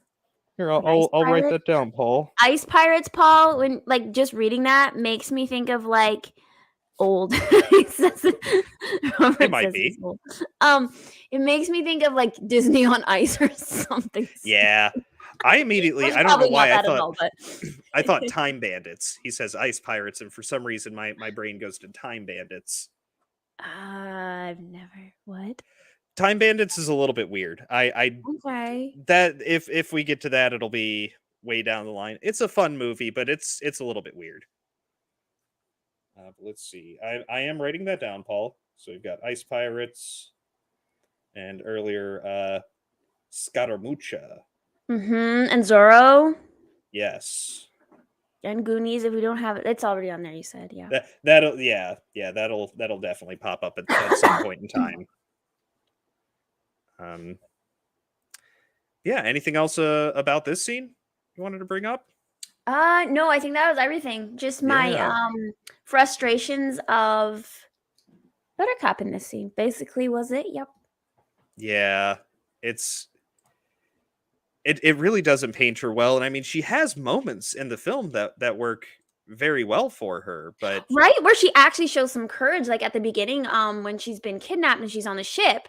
And they're talking about there being those eels in the water, but she sees the boat coming up behind and she jumps ship and starts to swim out. Like, that takes some courage, just jump out of a boat into the middle of the ocean, or the sea or whatever.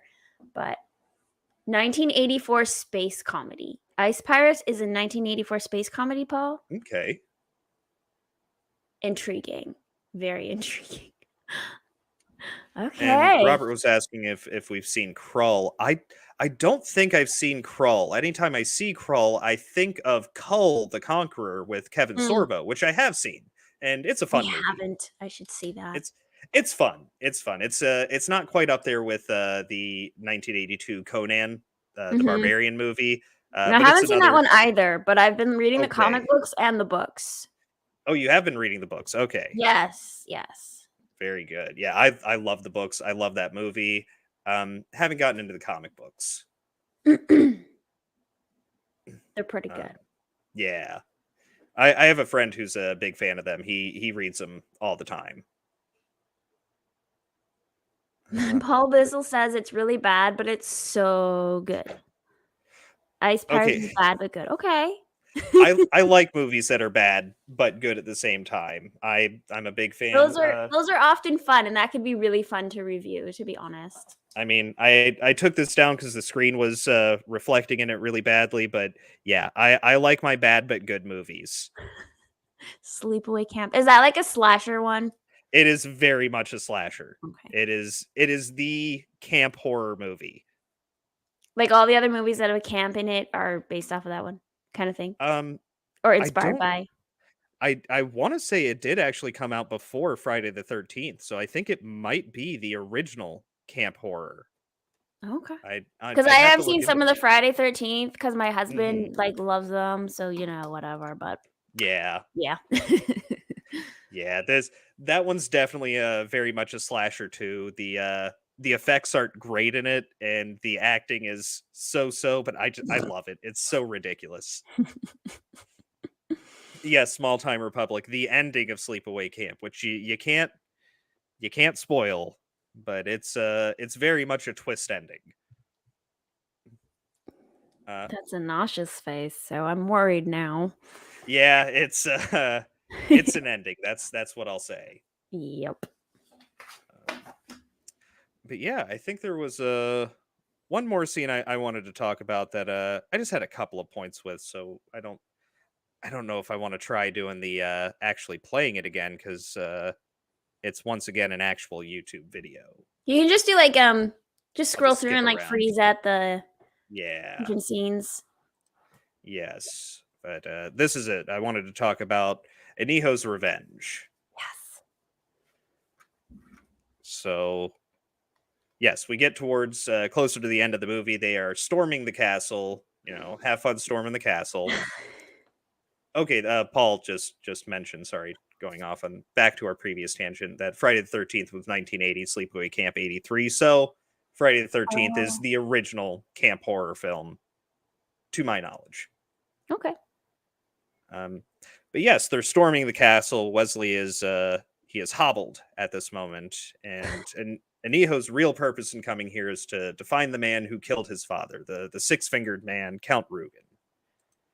And man, I really wanted to show this part, but I guess not. But yeah, we saw before the two masters fighting, having a dual fencing duel. Now we see a group of guards attack the master, and I mean, we can show just small clips of it. I mean, he runs through all five of these guys in a matter of moments, leaving himself with just the count. What I love about this scene, it is very, very stage combat. That specific scene in the hallway, very stage combat theater right there. Even more so than he and Wesley's fight near the beginning. It very, very much gave me more of the stage combat theater vibes right there. Yes. Oh, and Small Time Republic brings up a good point that it's, he said, it saddened me to see how hard it was for Andre to get around. Yes, for those who don't know, Andre the Giant was actually dealing with horrible back problems during this scene. He was just this mountainous man. I mean, he was huge, and he had been carrying this weight around and been a very active, he was a wrestler. He had been doing high impact sports for years, and he had essentially wrecked his back over that time, and he was constantly in pain. I didn't know that. Yeah, that's why you see him moving. They're not quickly rushing through the castle or anything. And that's also why, because I believe in the book, or at least the intention in the scene, was for him to essentially be carrying Wesley around. Like either Right. like a sack of potatoes over his shoulder or to like carry him like a baby. But he literally could not do it. Despite being this giant, very strong man, your back is the core of your Mhm. strength. And when He's that basically just goes, barely supporting. yeah, yeah, it was very difficult for him. So his slow movement throughout the whole movie is just because of his back, not necessarily Hmm. a character choice then. Yes, yes. Okay. Because I just assumed it was a character choice to make him that slow, lumbering giant, right? Hmm. But I mean, it did come across as a character choice, and they used that. They worked through that well, I guess, his back issues. But Yeah, that's it sad to certainly hear. works. Hmm. In fact, in the boxing scene where they're Wesley and Fezzik, the Yeah. giant, are fighting each other, hand to hand combat. Uh, I mean, you can definitely tell it's a stunt double there, but it is not Andre the Giant in the wide shots where he's swinging around on his back. And Hmm. sorry, got more cat hair on my face. Can't get away from it in here. Um, and in the scenes where Wesley's actually on his back and you see the close up of the two of them, he's Carrie Elwes is standing on a bucket, so he's never actually carrying him around. Right. Um, Right. in fact, the only scene where he is carrying someone is right at the end when Buttercup falls into his arms. She did actually. Now it isn't a huge distance, but she does actually fall about 2 to 3 feet Mm. into his arms, and he is actually holding her there. That's the only scene in the movie where he's actually carrying someone. Wow. Mhm. But yes, this part right here that we can't show, even though it's a very famous line. I have it on my mug. Oh, if I can get the angle right. There we go. Yes. Hello. My name is Inigo Montoya. You killed my father. Prepare to die. Had to die. Yes, that's the mantra he's been saying for years and years, waiting to meet the man who killed his father, waiting to meet Count Rugen. Oh, trying to get it right there. There we go. This is so funny because you're like, ooh, another fight scene because they're both on guard, and then Hmm. like a freaking coward, Yep, just he drops and just. runs. Yep, there he goes. Yep, and Inigo's after Wow. him. Like that was almost such a letdown. You're like, really? And Hmm. Inigo's face is like, really? It's like, Like he's oh, come actually on. disappointed too. Like, come on, fight me. Oh, that was the other thing I wanted to mention, but I'm never gonna get the right frame on this. Is as soon as Inigo says that line, as soon as the name Montoya really is said, you can see just the smirk melt off of the Count's face. Yep. He's like, oh crap. Yeah. But yes, we'll skip ahead a bit because there's a lot of side stuff that I don't think is particularly important. Hmm. Here we Oh, go. here. Yes. Yes. So as you were saying earlier, they're very much the sword fights are very much about honor. This is an honorable society. Well, Hmm. the Count is not an honorable man. So No, Inigo's, not. he's following him, hoping to get a good fight. Instead, he winds up with a knife in the gut, thrown from And look across at the room. his face, like his eyes. He does such a good job of like showing that shock of like you did not follow the rules of combat. Mhm. Like those unspoken rules of combat where we fight with honor, and you weren't here. You were here waiting for me, but you weren't waiting to fight honorably. You were waiting to like surprise me. Mhm. Yeah. Yeah, it's sort of the warrior versus the rogue. Yes. He's expecting a chivalrous stand-up fight. We're gonna fight to the death. I wasn't ready for you the first time when I was a little kid. I'm ready for you now. I've spent 20 years preparing for this moment. But he should have known better, because the man was treacherous enough to kill his father. Mm-hmm. You know, Over a sword. over a sword he didn't want to pay for. And clearly this man could have paid for it. He was a noble. Right. Man, I really want to play this scene. I'm I know, upset at it's YouTube so right now. good. It's such a good scene. Yeah, He's such a good actor. he really is. It makes me wonder what type of training he had as an actor. You know, what did he study? What acting? Because there's different types of acting you can study. There's like different techniques, different acting techniques, and he is very theater based. And I'm much more knowledgeable, a little bit more knowledgeable of theater based acting types. Mm-hmm. So As I'm opposed to very like curious. film. Yes, Mm-hmm. I'm very curious what his. I want to say training he's was. theater. I want to say he Yeah, comes from he's from definitely theater. theater. So I don't know if he did like some like Meisner technique or something that's more theater based acting technique. Mm-hmm. I don't know. Curious. You just went right over my head there. I'm sorry. No, you're good. I Yeah. studied the Meisner technique. It's very, very interesting. Yes, I Okay, could go on about that forever, but it doesn't.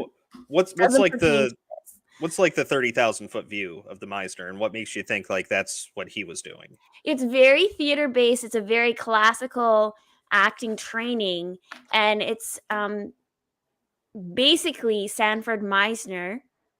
There's like the Alexander technique, there's Meisner technique. Those are the top two techniques of training.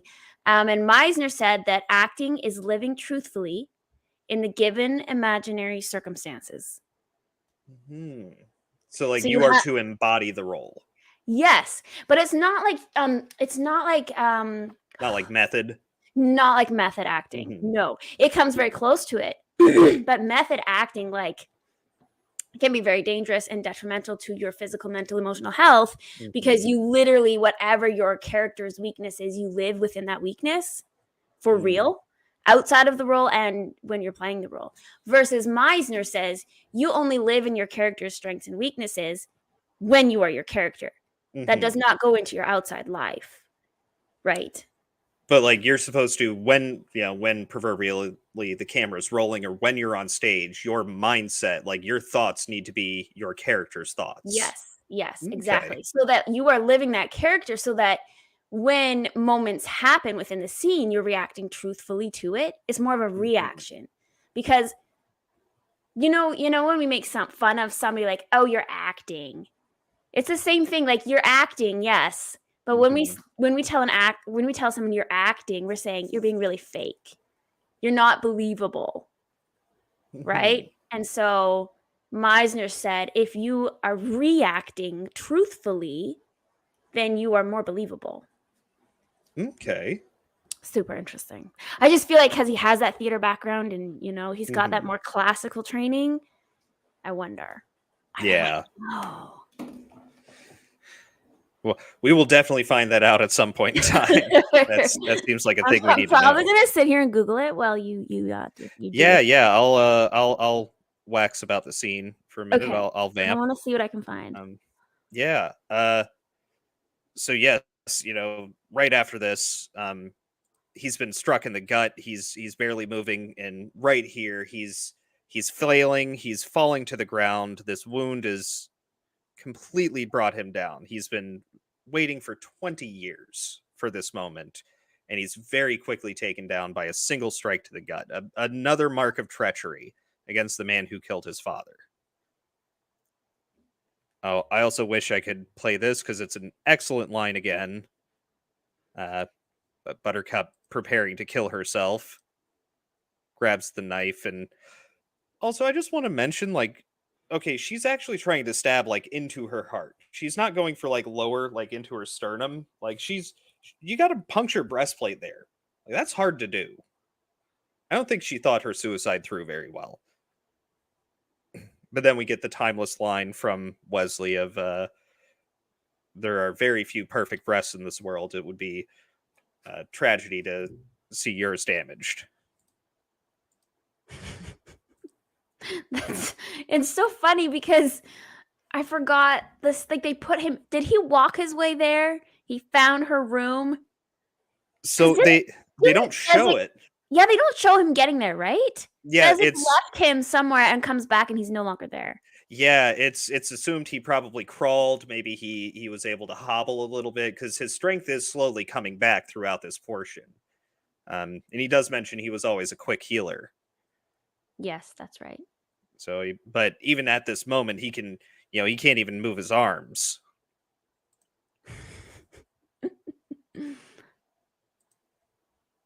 then we get the yes, gently, another bit of comedy there. This is so funny. Aw. But here, back to Anijo's revenge. He starts trying to come to. He's trying to get back up, and the Count mentions something that I think is very deep and very profound. That his sense of revenge is so strong that he. Oh, Don Howe added some about Mandy Patinkin. Started off with Rip Mandy, but oh no, he's still alive. My bad.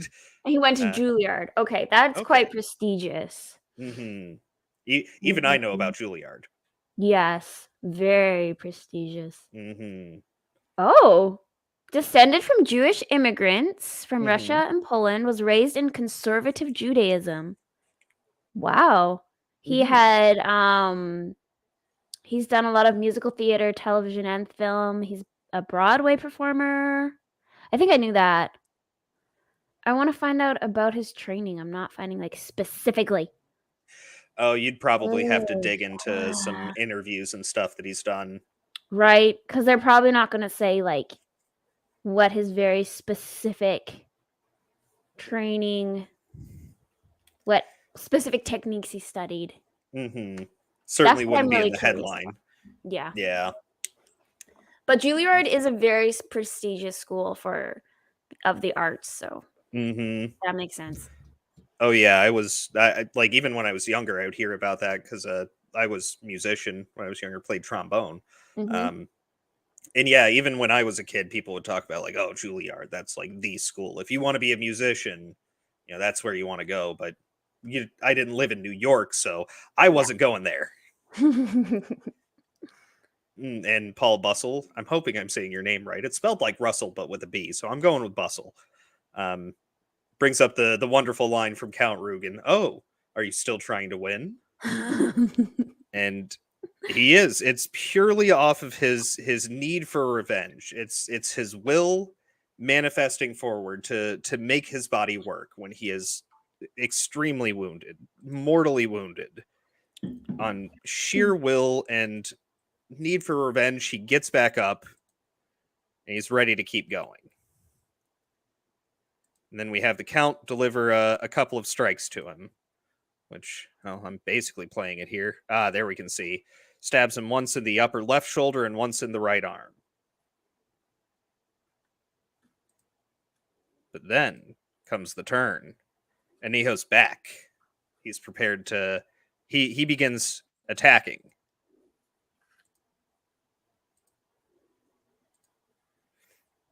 And I really want to show this scene. It's so hard to go through this step by step. It airs. Ugh, YouTube. Yeah. All right, so they're fighting. There's a bit of a tussle, and the whole time he's repeating the mantra, like as if the mantra of "Hello, my name is Anijo Montoya. You killed my father. Prepared to die." Like saying those words over and over again is revitalizing him. Yep, that's basically what's keeping him going. I mean, he really hasn't got many, if any, hits on the Count, right? So far, he hasn't gotten any hits on the Count until this point. Yeah. He hasn't touched him at all. And Tug Swing brings up the arms weren't his target. Yes, he deflected the sword into, he was trying to stab him in the heart, and he deflected the sword into his shoulder and then into his heart. Or, sorry, his arm. And then what we were mentioning before, where I'm trying to get to. Yes, you can see here there's blood in the Count's shoulder. So this is where he gets the first hit. Mm-hmm. And this is where we get to the next stage of dying. He's now bargaining. I'll give you anything you want. Yes. Again, like the coward's way out.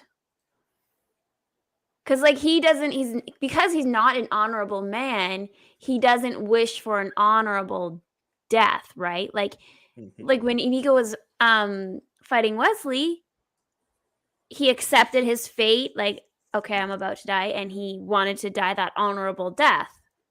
Whereas here the Count is like, I'm about to die, please don't kill me. Like, he basically is just groveling, you know? He would get down and kiss kiss Inigo's shoes if if he asked. Because he has literally no honor, no shame, nothing. Yes. And here's what you were mentioning before, the cut him on the cheeks. I was trying to find a spot where you can see both cheeks cut. There we go. Yes. So yeah, he mirrors the cuts, the 2 cuts to his face that he received as a child, the stab in the shoulder and the stab in the arm. He's perfectly mirrored the wounds. And then stabs him right in the gut to finish off the Count. This part I think is really profound in that he's completely mirrored every wound that the Count has given him throughout his entire life. Yep. And Inigo's still going, but the Count isn't. So it's showing that Inigo is truly the stronger man. He can handle whatever the Count can handle, and then some. He can keep going on what's going to kill the Count. And there's such very different fight scenes. Like, this one has a lot more desperation to it. And it almost feels more, realistic is not the word, but like between him and Wesley, it was very sporting. You know? It was very sporting, it was dance-like, it was almost a game. They were both enjoying the moment. Whereas here, it's very it's a lot more gritty, if that makes sense. Yeah, a lot more dark, a lot more I think real is Yes. I know what you're meaning. I don't know the right term that we're trying to get to for this, but yes, it's I just keep coming back to real. Like Inigo is clearly the stronger fighter. Emotional, thank you, Dawn. Much more emotional scene as well, which we're much deeper into the movie. It should be a more emotional scene. Exactly. That's true. But I just like that they didn't try to do a repeat of the previous duel, you know? Yes. They weren't like, oh, we did all these cool moves and they were doing flips off of things. No, they kept it actually quite simple, and they didn't do a lot of really fancy tricks in this fight scene. You know, it was a lot more basic fight scene, and yes, more emotional. So I'm really glad that like it would have cheapened this scene if they tried to do a repeat of the first duel. You know, it really would have cheapened it. And I feel like a lot of times movies will be like, oh, this scene worked, let's kind of do the same thing over here. No. I'm so glad they didn't do that here. I think it's also like it's a different, not to use Dragon Ball Z terms or anything, but it's like a different power level going on here, to where before it was 2 masters, whereas Count Rugen, he's been trained. Clearly he's had training in fencing, but he is no master. So even Inigo, as a master, is able to take him on while severely wounded. Yes. And they did a really good job of showing that. Yeah, his swings are much more labored, and they're not quite as fast and precise as before. He's, whereas before it was his sword was going exactly where he wanted it to against Wesley, whereas in this scene he's just knocking the Count's sword aside. Yep. But yes, of course, Inigo is victorious, and he kicks the Count off of his blade to crumble down onto the floor.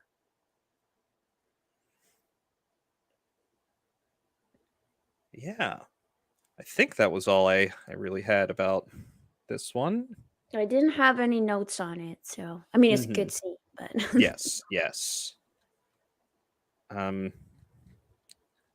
Well, we're almost 2 hours in here. We're an hour 45 in. I know, that's crazy. Yeah. It hasn't felt that long. I know. It's really nice to see all the people that have stayed with us. That's lovely. Yes. Thank you everyone for coming in here and sticking around with us. Through technical difficulties. Yes. We're still learning here, so thank you for sticking with us. So I was thinking maybe we could. I mean, not. I don't want to end right now because I know there's still stuff we want to talk about. But I was thinking maybe. Oh, thank you, Paul. So you said that Thank we're you, great. Thank Paul. you. But I thought maybe talk about like the our overall feelings about the movie. Yeah. You go first. So I'll go first. I was going to offer, but thank you. I will graciously accept. So for this movie, really all of the tales within the talking about true love and everything like that is great, and I think it's a very good moral lessons. And I think, very quick aside, I think moral lessons is, we were talking before about how a lot of movies are, they're very surface level and they just don't feel as good and as well thought out. And I think that's because the moral lesson or a view into the human condition, which is what a movie should be, has been lost on a lot of films. There should be any portion of what makes us human being brought out throughout as a theme throughout an entire film. And with this one, it is true love. And I think that's great, but that's not what's most important about this movie to me, about what it really makes me think about as an adult. As a kid, I watched this movie, dozens, maybe even 100 times, probably more than, but when I was a kid, it was just a fun adventure movie that I enjoyed, had a bit of comedy to it, a lot of, good amount of action, great dialogue and jokes. But as I'm older, I think more about the outer story as opposed to the inner story. The story of the young kid having a story read to him by his grandfather. And I know at least for me, and I imagine a lot of other people, there gets to be a point in time when you're a kid where you feel like Fred Savage's character, the young boy at the beginning, who doesn't really want to see his grandfather. He's, oh, grandpa's here. He's going to pinch my cheek. He always pinches my cheek. And then he does it and he rolls his eyes and but you get to a point in time where you no longer appreciate your grandparents as much as you really should, because especially as a young kid, grandparents are always there to be the fun alternative to having spent time with your parents, who are more disciplinary, and you're supposed to appreciate them and love them. But you get to a point where it's like, oh, grandpa's old and he's going to want to do like weird things with me. Not weird things with me, but he's going to want to, he's just going to sit around and talk about stuff. Things. Yeah, boring things. And they like, did a good job of saying that, because like when you first meet the kid, he's sitting there playing video games, right? mm-hmm. Like he's doing the cool things of the day, but grandpa comes in with a book. Yeah, it's like, a book? When I was your age, video games were called books.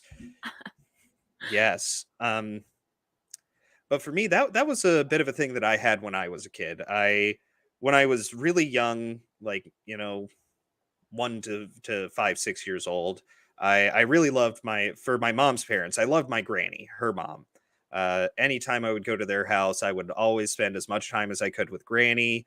I just that's who I wanted to see. And I was, thinking back on it, I was actually kind of mean to my grandfather, to my pop, who was a great guy, but I always wanted to spend time with granny, and I was a kid. I didn't know any better. And I'm sure it hurt him a bit, knowing that, oh, the kid never wants to see me, he just wants to see you. But he was a tough old guy, it's not like he ever said anything to me about it. And so I got to that point where I no longer appreciated my grandfather. But when I was 6 years old, my parents got divorced. Well, they got separated. And, oh, hey, Kaylee D. Hi, Sorry, quick aside, just saying hi to Kaylee. But when I was 6 years old, my parents they were doing the trial separation before they got divorced. And I went and I would do 1 week on, 1 week off with each parent. And my mom went and moved about an hour away from where we were staying, back in with her parents.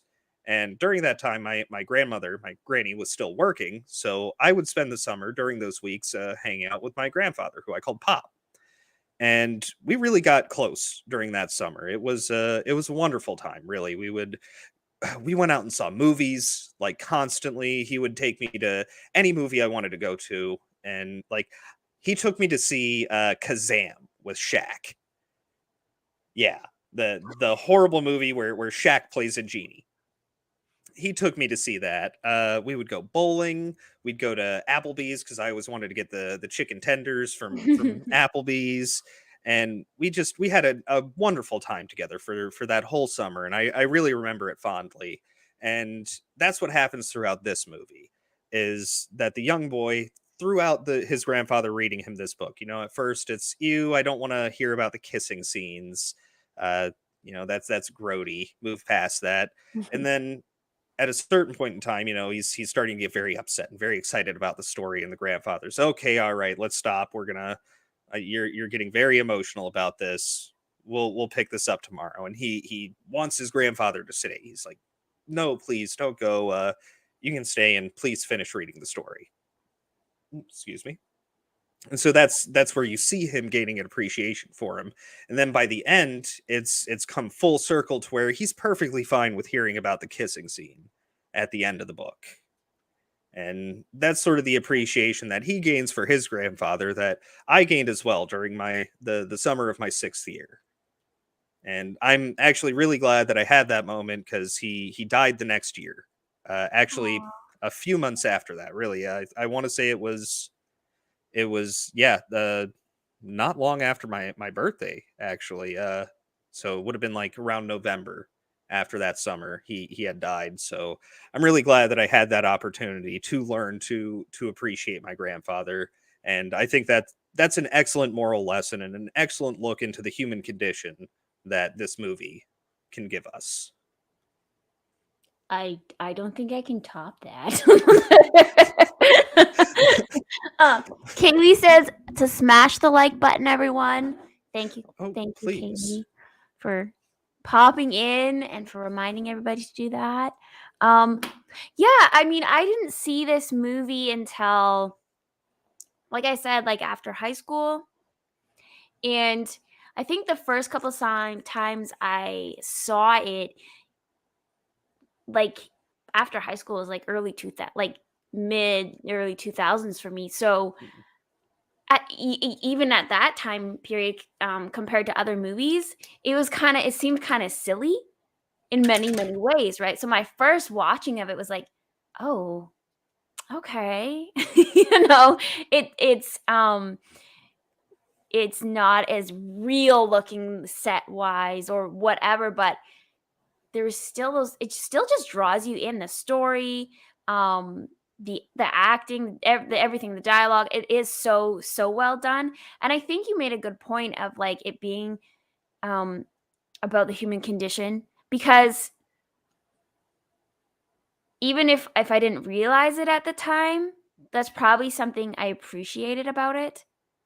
Do you know what I'm saying? Like I didn't have that realization at the time, but I can definitely make that connection now. Mm-hmm. And it's just one of those movies you can just watch over and over, and you never get tired of it, and you always find something new in it or something different to relate to every time. It's very nostalgic. Yes. And like you said, the story within the story, the grandfather and the grandson and their relationship, as it progresses, like you see their relationship progress throughout the movie as we're following another journey of two characters and their relationship progression. Like there's a lot going on. It never gets boring. You never get tired of it. No. There's something new every time. And I also very much appreciate like Buttercup and Wesley's relationship, and how, like, even though at times she annoys me, she still has this ultimate, like, absolute trust and belief in him that he's gonna be there for her. He's gonna save her. He's going to come back. Like she has a moment, like just like everybody in your journey in life, like when she thought he was dead. Like, so he left and she believed he was going to come back. And then she heard that he had died, and so she thought he was dead. And so she had this moment of darkness in her life and unbelief. And that's when she was going to marry Prince Humperdinck. And then she finds out he's alive. And it's like she comes back to life in her own way. You know? Yeah. Like she's not just allowing life to just happen to her anymore. Because she's not like, marrying Prince Humperdinck, she's like, oh, well, whatever. I guess life is happening to her. But then she starts to take control again of her own life.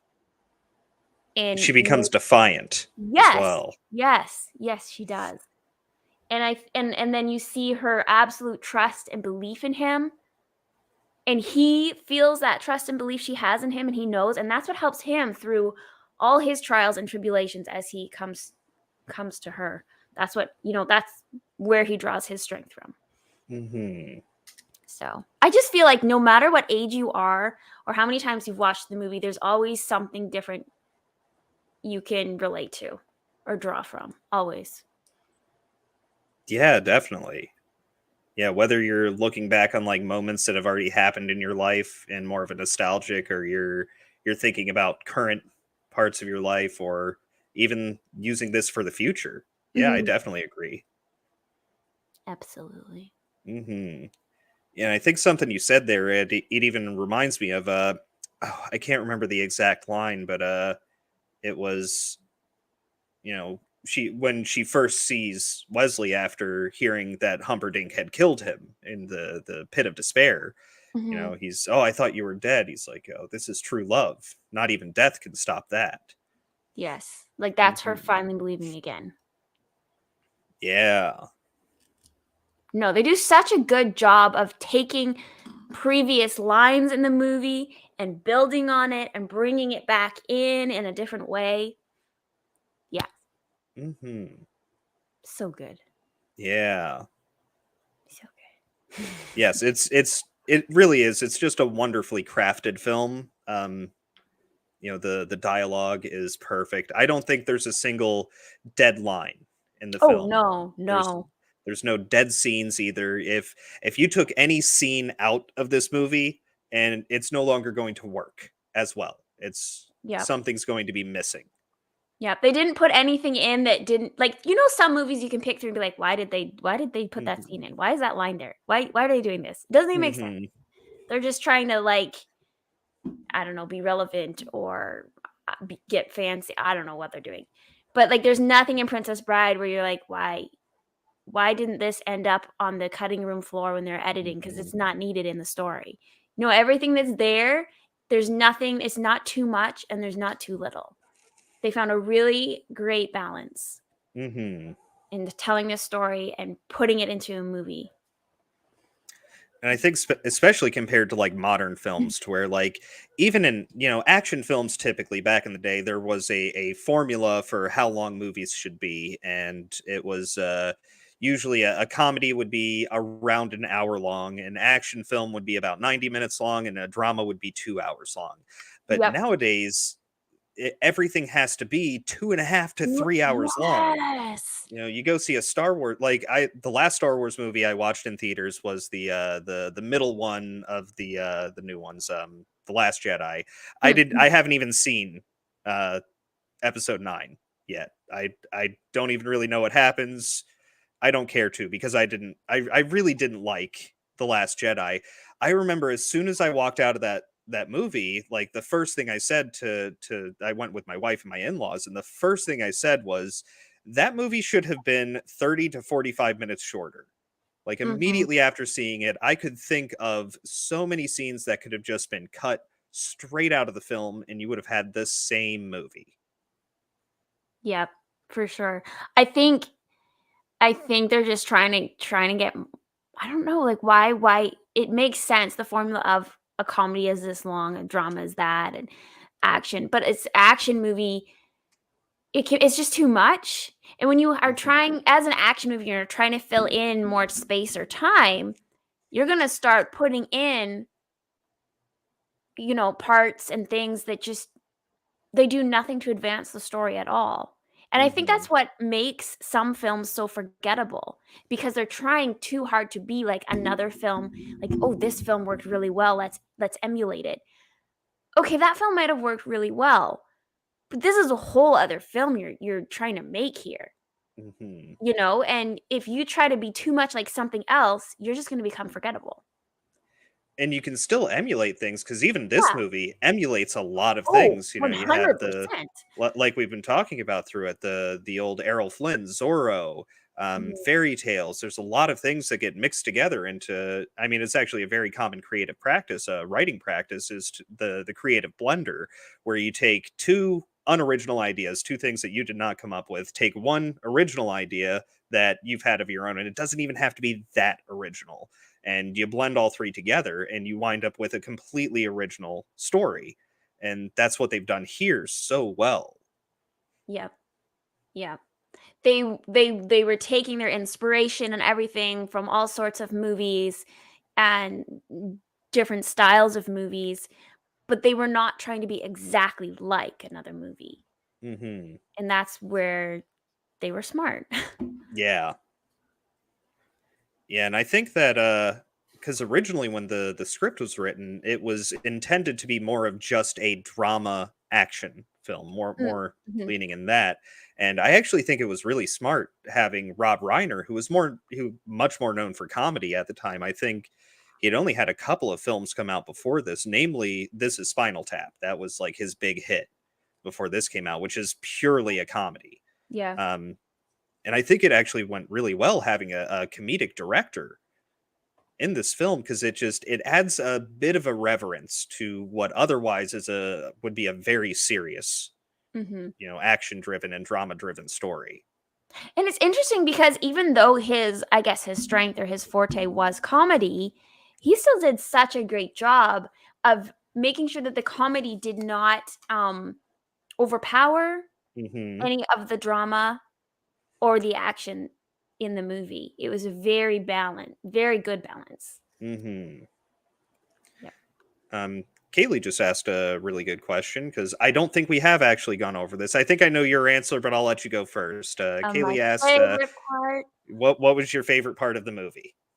Okay, so my favorite part of the movie has always been the duel between Wesley and Inigo Montoya near the beginning, because it is such a beautiful, smooth, incredibly choreographed fight scene, and it just I used to dance a lot, so to me, like, I just see the dance and the choreography that went into that scene.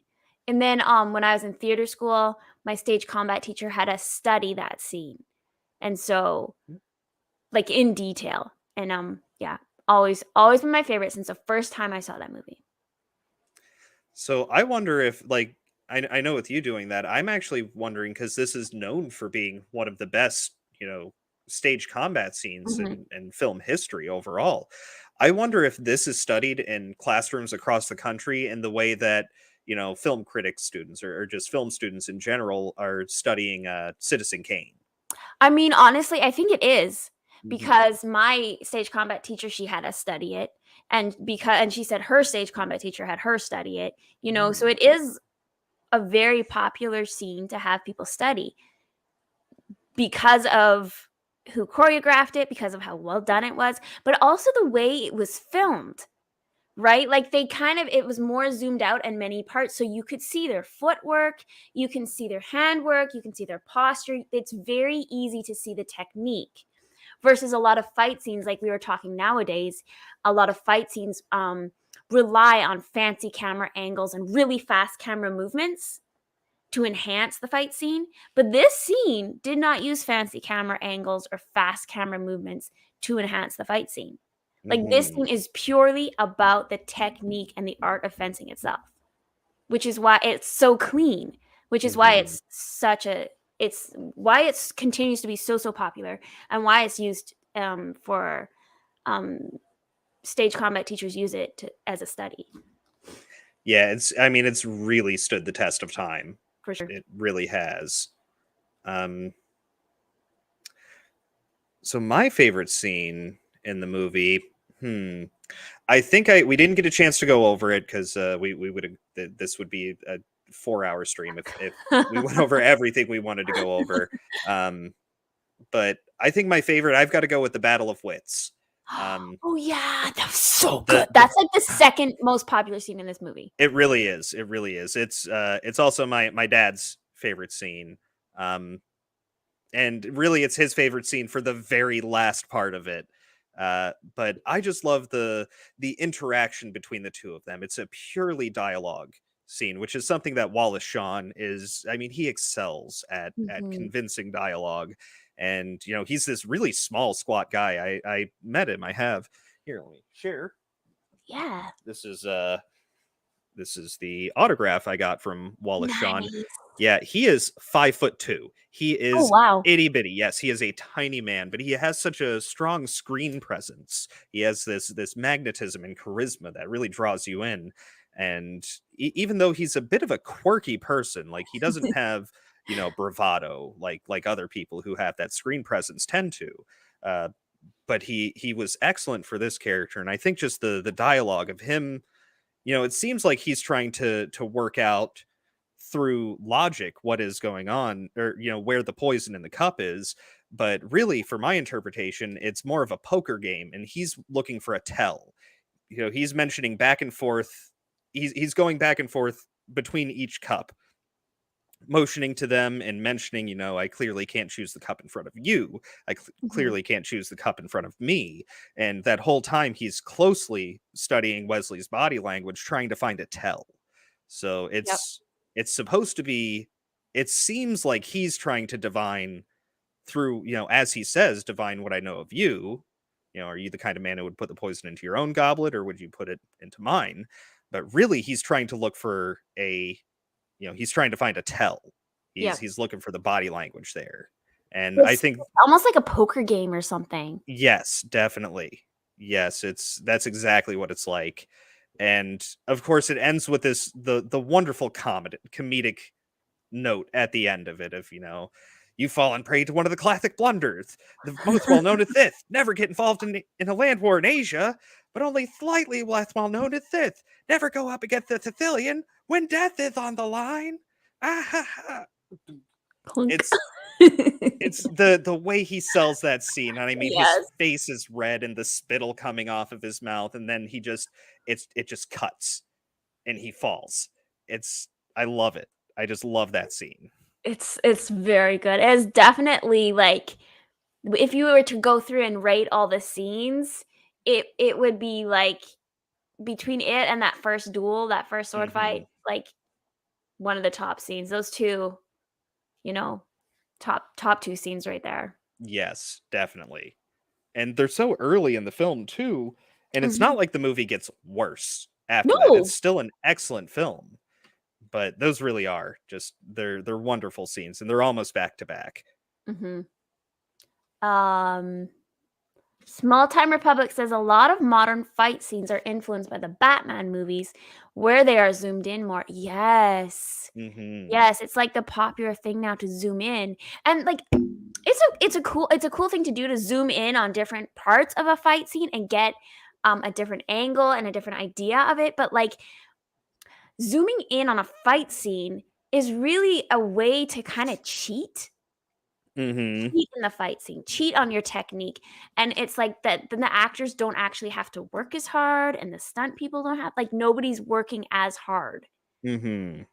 I see it kind of as a cheat. Like I don't mind a zoom in on something, um, zoom in on the hit, zoom in on someone's fist colliding with somebody else, right? That's Mhm. kind of a cool technique. But for much of the scene to be zoomed in, like in my opinion, it's just kind of a cheat, Mhm. you know? Yes. I can definitely agree with that. Yeah, and I think a lot of it has also been, especially modern movies, where it had been influenced by Michael Bay. And like Michael Bay's earlier films were actually pretty decent. I don't think he's ever had like a wow, this is such an amazing film, but like The Rock with Sean Connery and Nicolas Cage, it's a fun movie and it has good action to it. But then you get into like the Transformers films, and at a certain point in time, you can't keep up with what's going on camera. It's just Mhm. blurry and things are moving so fast. Yeah. And it's kind of deceiving too. Let's make things fast and blurry so it looks like making the action that much more intense Hmm. versus relying on the actors themselves to deliver a performance that is intense, Yeah. you know? Hmm. Um, all right. I think we're getting close to wrapping it up here, but I did want to mention Kaylee D as coming in with the great questions, Kaylee. Seriously. Yeah. So where would we rate this movie? How we like it from all of the movies that we've seen. I'll let you go first. Oh man, it's so difficult. Like, because this movie, you could put it like, I have to get specific now, and I'm like, what Mhm. genre is it? Because I will have a favorite movie from this genre and a favorite movie Mhm. from that genre. But this movie is so difficult to actually put into a specific genre. It Because, defies like, genre. it defies genre because it is so Mhm. balanced between all the genres of love story or chick flick, which really Mhm. it's not. People But think more that from like the name. It's not. exactly. It's Princess Bride, it's gotta be a chick flick. No, Mhm. no, no, no. It's like more of a love story drama, but then there's comedy and there's a lot of really great action adventure. But like, oh, it just depends. Oh my gosh. I think if you were to ask me, Megan, give me a list of your top 10 favorite movies, I wouldn't be able to put them in specific order, but Mhm. Princess Bride would be in my top 10. Mhm. That doesn't specifically answer the question, but that's as best as I can answer I can give. It's a good answer. Not specific, but I think that's a good answer. Um, I actually have put some thought into this. This is one of the because I'm a bit stingy with how I give ratings, and I actually tried to avoid the 10 out of 10 or the 1 through 10 list. I usually go with a 1 through 5 because I find Oh. that well, a lot of people, and I hate this about how people rate modern movies, is you'll say like, oh well, the movie's a 5 out of 10. To me, that means it's average, right? 5 out of 10 is in the middle. It's average. And they're go, Yeah. a 5? You really think it was that bad of a movie? It's like, no, it's average. I'm not giving it a school grade. I'm not Mhm. testing its overall knowledge on a subject. It's, is 0 or 0 would be a horrible, awful movie that I'll never watch again. 10 is amazing. I'll watch it a million times and still love it after that. Um, this is one of the very few movies for me that actually gets the 10 out of 10 rating. It is one of the very few. And like you said, it blends so many genres together: romance, action, adventure, drama. You even have themes of horror in the Mm. movie with the rodents of unusual size having to The get through eels. the fire swamp, the torture. Yes. It's like the grandfather describes it at the beginning of the movie. Does it have any sports in it? Is, oh, are you kidding me? Fencing, fighting, torture, revenge, Yeah. true love. It really encompasses so many things that it's it really is one of the few movies that I really consider to be perfect. If Mhm. you added any scenes to it, it could very quickly become egregious. If you took away any scenes from it, it won't work right. Yeah. It's everyone who was cast in this film was perfect in their role. None of them could have been replaced, in my opinion. It would have been very difficult to find anyone to play any of these parts. The acting, perfect. There's Mhm. not really a scene. Well, I would say Andre the Giant isn't the best actor in the world. But he's playing more of a bumbling oaf, so I would say Exactly. so it He pulls it works. off. Yes, it works for his character. Um, but I'd say other than a couple of, and really they managed to make it really work within the film. And yes, as Paul is saying, Peter Falk is great. Even Mhm. even the kid, and it's so difficult to find good child actors. And Fred Savage, especially at that point in time, was one of the few child actors that was really excelling, and had a lot of shows where he was. Wonder Years came out not too long after this, and he was excellent in that. So really, this is one of the few I give 10 out of 10 for. Awesome. I would agree. Mhm. That's a great actually rating scale rather than a list, a scale. Mhm. Mm. It's if I were to go with the out of 5, this would be one of the few out of 5, but when you're doing the 1 through 5, it's much easier to go for. It was an excellent film, just go ahead and see it. It's a 5. Yeah. So, for this, I'll use the 1 out of 10 scale, and it gets a 10. Don did say that, Andre the Giant did come from 80s wrestling, so he had to do some acting. Yes, but it's much more kayfabe, and it's more playing to a live audience, and just sort of you yell out a catchphrase, Mm-hmm. everything like that. As far as I know, he had never done on screen proper acting before this film. But because of the way the character was written, it did work. Mm-hmm. Yeah. Yeah, very much. Bumbling oaf. Mm-hmm. Mm-hmm. Go see it, Phil. Yes, Phil, watch this movie. How many times have we told Phil? I'm actually going to ask him, like, Phil, in a couple weeks, I'm going to ask you if you've Yep. seen this. We're going to be There's going to be a reply in a comment somewhere. It's like, did you watch it yet? Did you? And the answer should be yes.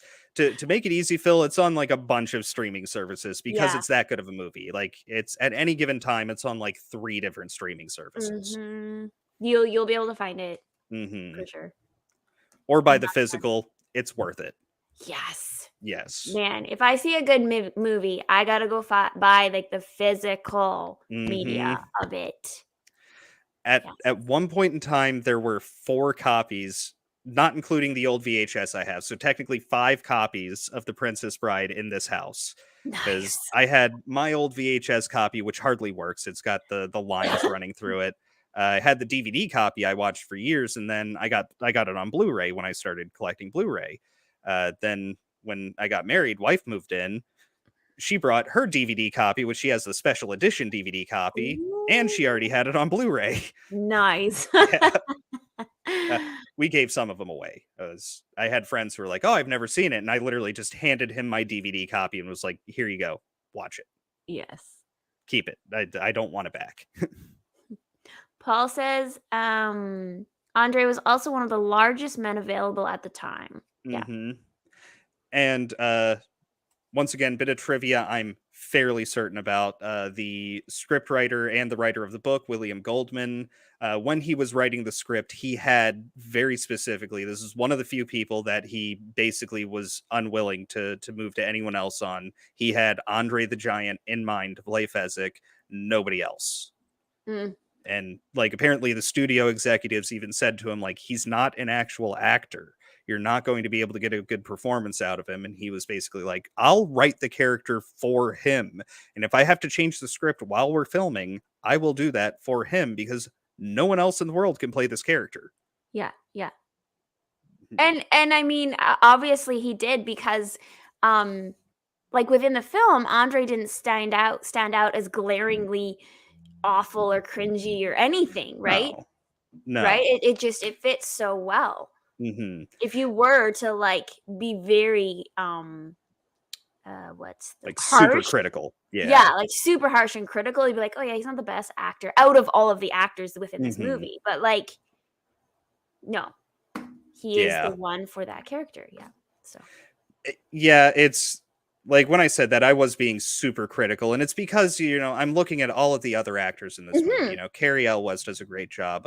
Robin Wright, excellent job. And then you have all of these other they weren't very well known in film at the time, but they were very well known in stage plays, and they all give out amazing performances. Wallace Shawn, Chris Sarandon, who only does a handful of movies, but he always brings his A game when he's in films. Christopher Guest, who played Count Rugen, all of these people, Mandy Patinkin. You just have all of these excellent actors. I mean, they were, and a lot of them were really caught in their prime too. For sure. Yeah. But yeah, I think unless you have anything else to add, I think it's about time to wrap it up. Nope, I think that's it. This has been a lot of fun. We have had a really awesome chat. We have. I'm so appreciative of everybody in this chat. Yes. Ooh. Dawn says that Chris Sarandon is going to be at the Boston Expo in August. I've had several opportunities. Chris Sarandon is very big on doing the con circuits. I've had like 3 opportunities to meet him, but it's always like I've been standing in line for someone else for like 3 hours already. Like I need to go eat, and I always miss the opportunity. In fact, I was going to meet him at the Fan Expo in Orlando when they did the Geeks and Gamers meetup not too long ago. Oh, yeah. Because I want to say he was there for that. But for my mom's birthday present, I gave her, I got her, oh shoot, what's his name? The guy who played Spike in Buffy, James Marsters. That was her birthday present. Mm-hmm. Sorry, just one second. Soon? Do you know when the kids are going to be here? Soon? Oh, okay. Yeah. So sorry about that.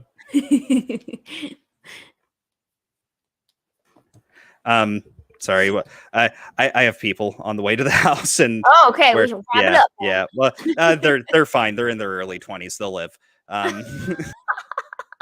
But yeah, I stood in line for like an hour to get, and I was like literally the second from last person who was able to get James Marsters' signature. And it was my mom's birthday present, and she loves Buffy, and Spike's her favorite character. So it was like, all right, her birthday's in like a month. I gotta get this. So I've missed him on several occasions, unfortunately. In fact, I want to say Wallace Shawn. I want to say he was there when I got this as well, and it was okay. Like, I'm gonna have other opportunities to see Chris Sarandon. You know, he's a little bit older, but he's only like in his 50s now. Wallace Shawn was, you know, when I saw him, was he was in his 70s then. I mean, he's like 78, 79 now. Like, he's old. Like, Yeah. let me go ahead and get that. Yes, for sure. Mm-hmm. Kaylee says they're doing another meetup in Orlando in October. Yes, Friday Night Tights and Geeks and Gamers. Yes. I will be there. One. You are? Yes, I will be there. You're going to? Yeah. Are you doing the first or the second event? Like the first. You're doing the first. Okay, I already signed up for the second. But wait. I mean, okay, because they split it in half. The second one. Yes, I'm doing the second one. Sorry. Yeah. Because they split it in half. No, I'm doing the second one. Okay, cool. I was going to ask you that about that after the show, but cool. Awesome. Robert says, "Did I find my exposure lock for my webcam? I actually don't use a webcam. This is the camera on my computer. So I don't know if there's an exposure lock for the camera on my computer. Maybe, probably, if I look in settings. Mm-hmm. Kaylee's going to be there too. Awesome. Nice. Yes. I know there's a bunch of people who are going to be there. Like, people I'm hoping some of the people I like regularly stream with on like Tuesdays on Supreme Heretic, where I see a lot of the people who are in our chat. I normally see chatting over there too. I'm hoping I can meet some of those guys. Yeah, I don't know if Drew, like Phil definitely knows who I'm talking about with Drew. I don't know if he'll be able to make it. He's just had a lot going on, and I would not blame him if he decided to, you know, deal with real life before he came out there. I'm hoping Ords will be there though. Phil also knows Ords. So I'm hoping he'll be there. Okay, yep. Yeah, Ords board. Yeah. Yep. Yeah, I got to hang out with him and last time in Orlando. He was really nice. Great dude.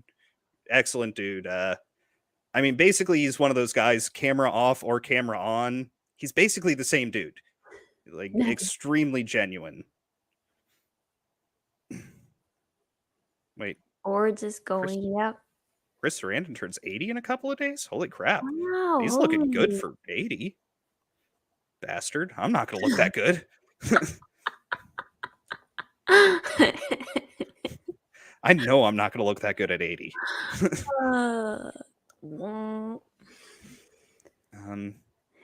Phil knows where Ord's board lives. Oh, okay.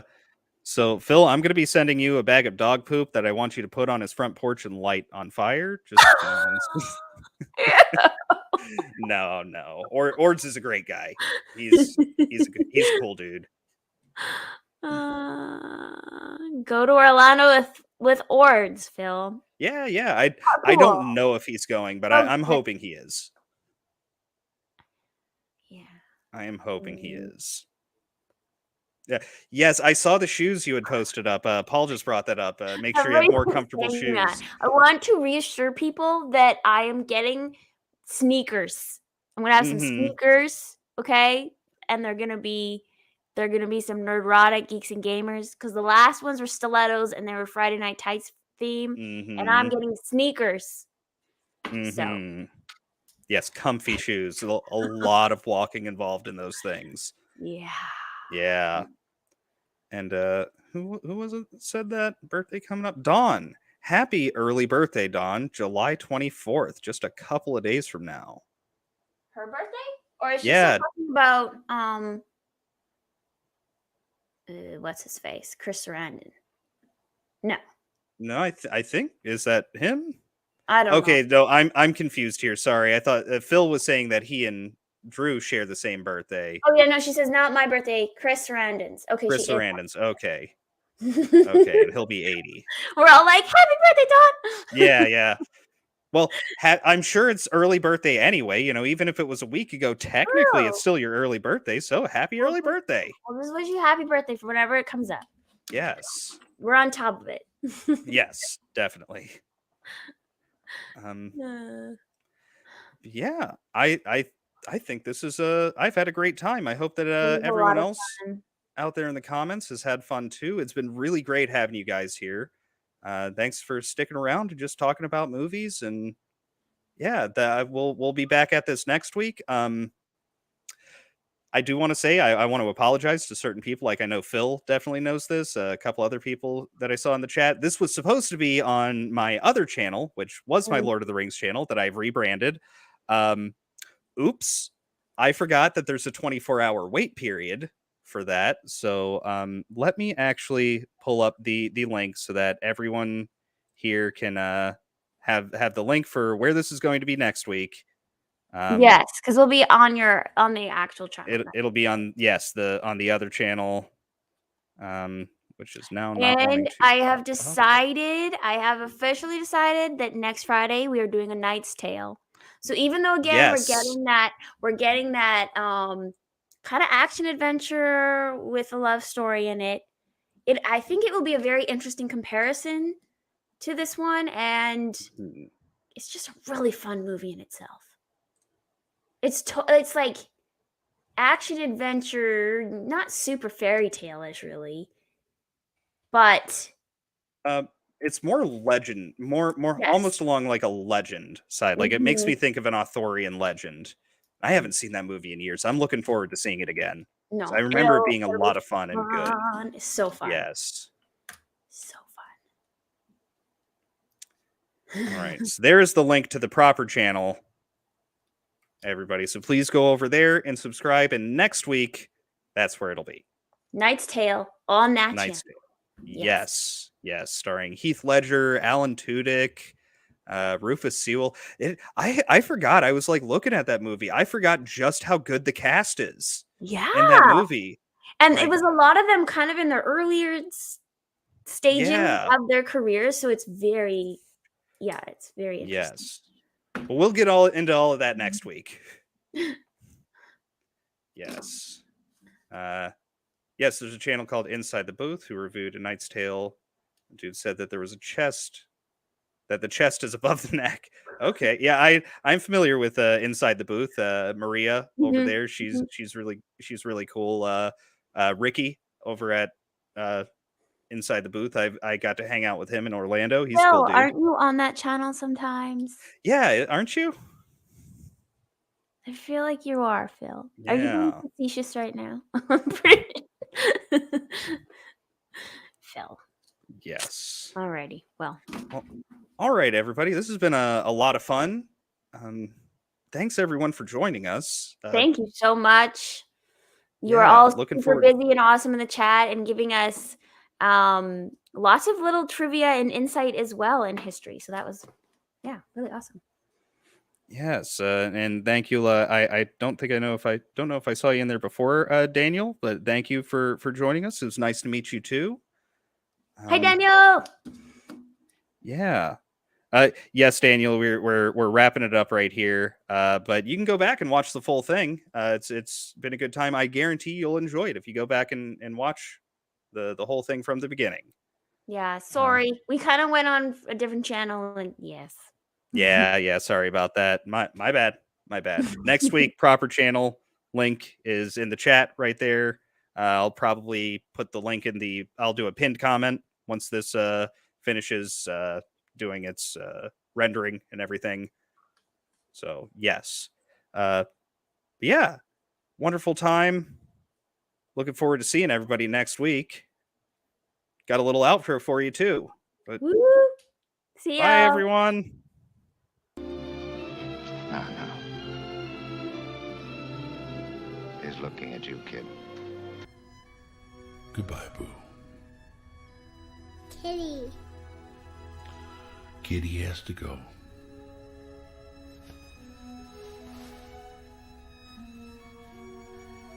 I'll see you. Not if I see you first. Hello. Grandpa? Maybe you could come over and read it again to me tomorrow. As you wish.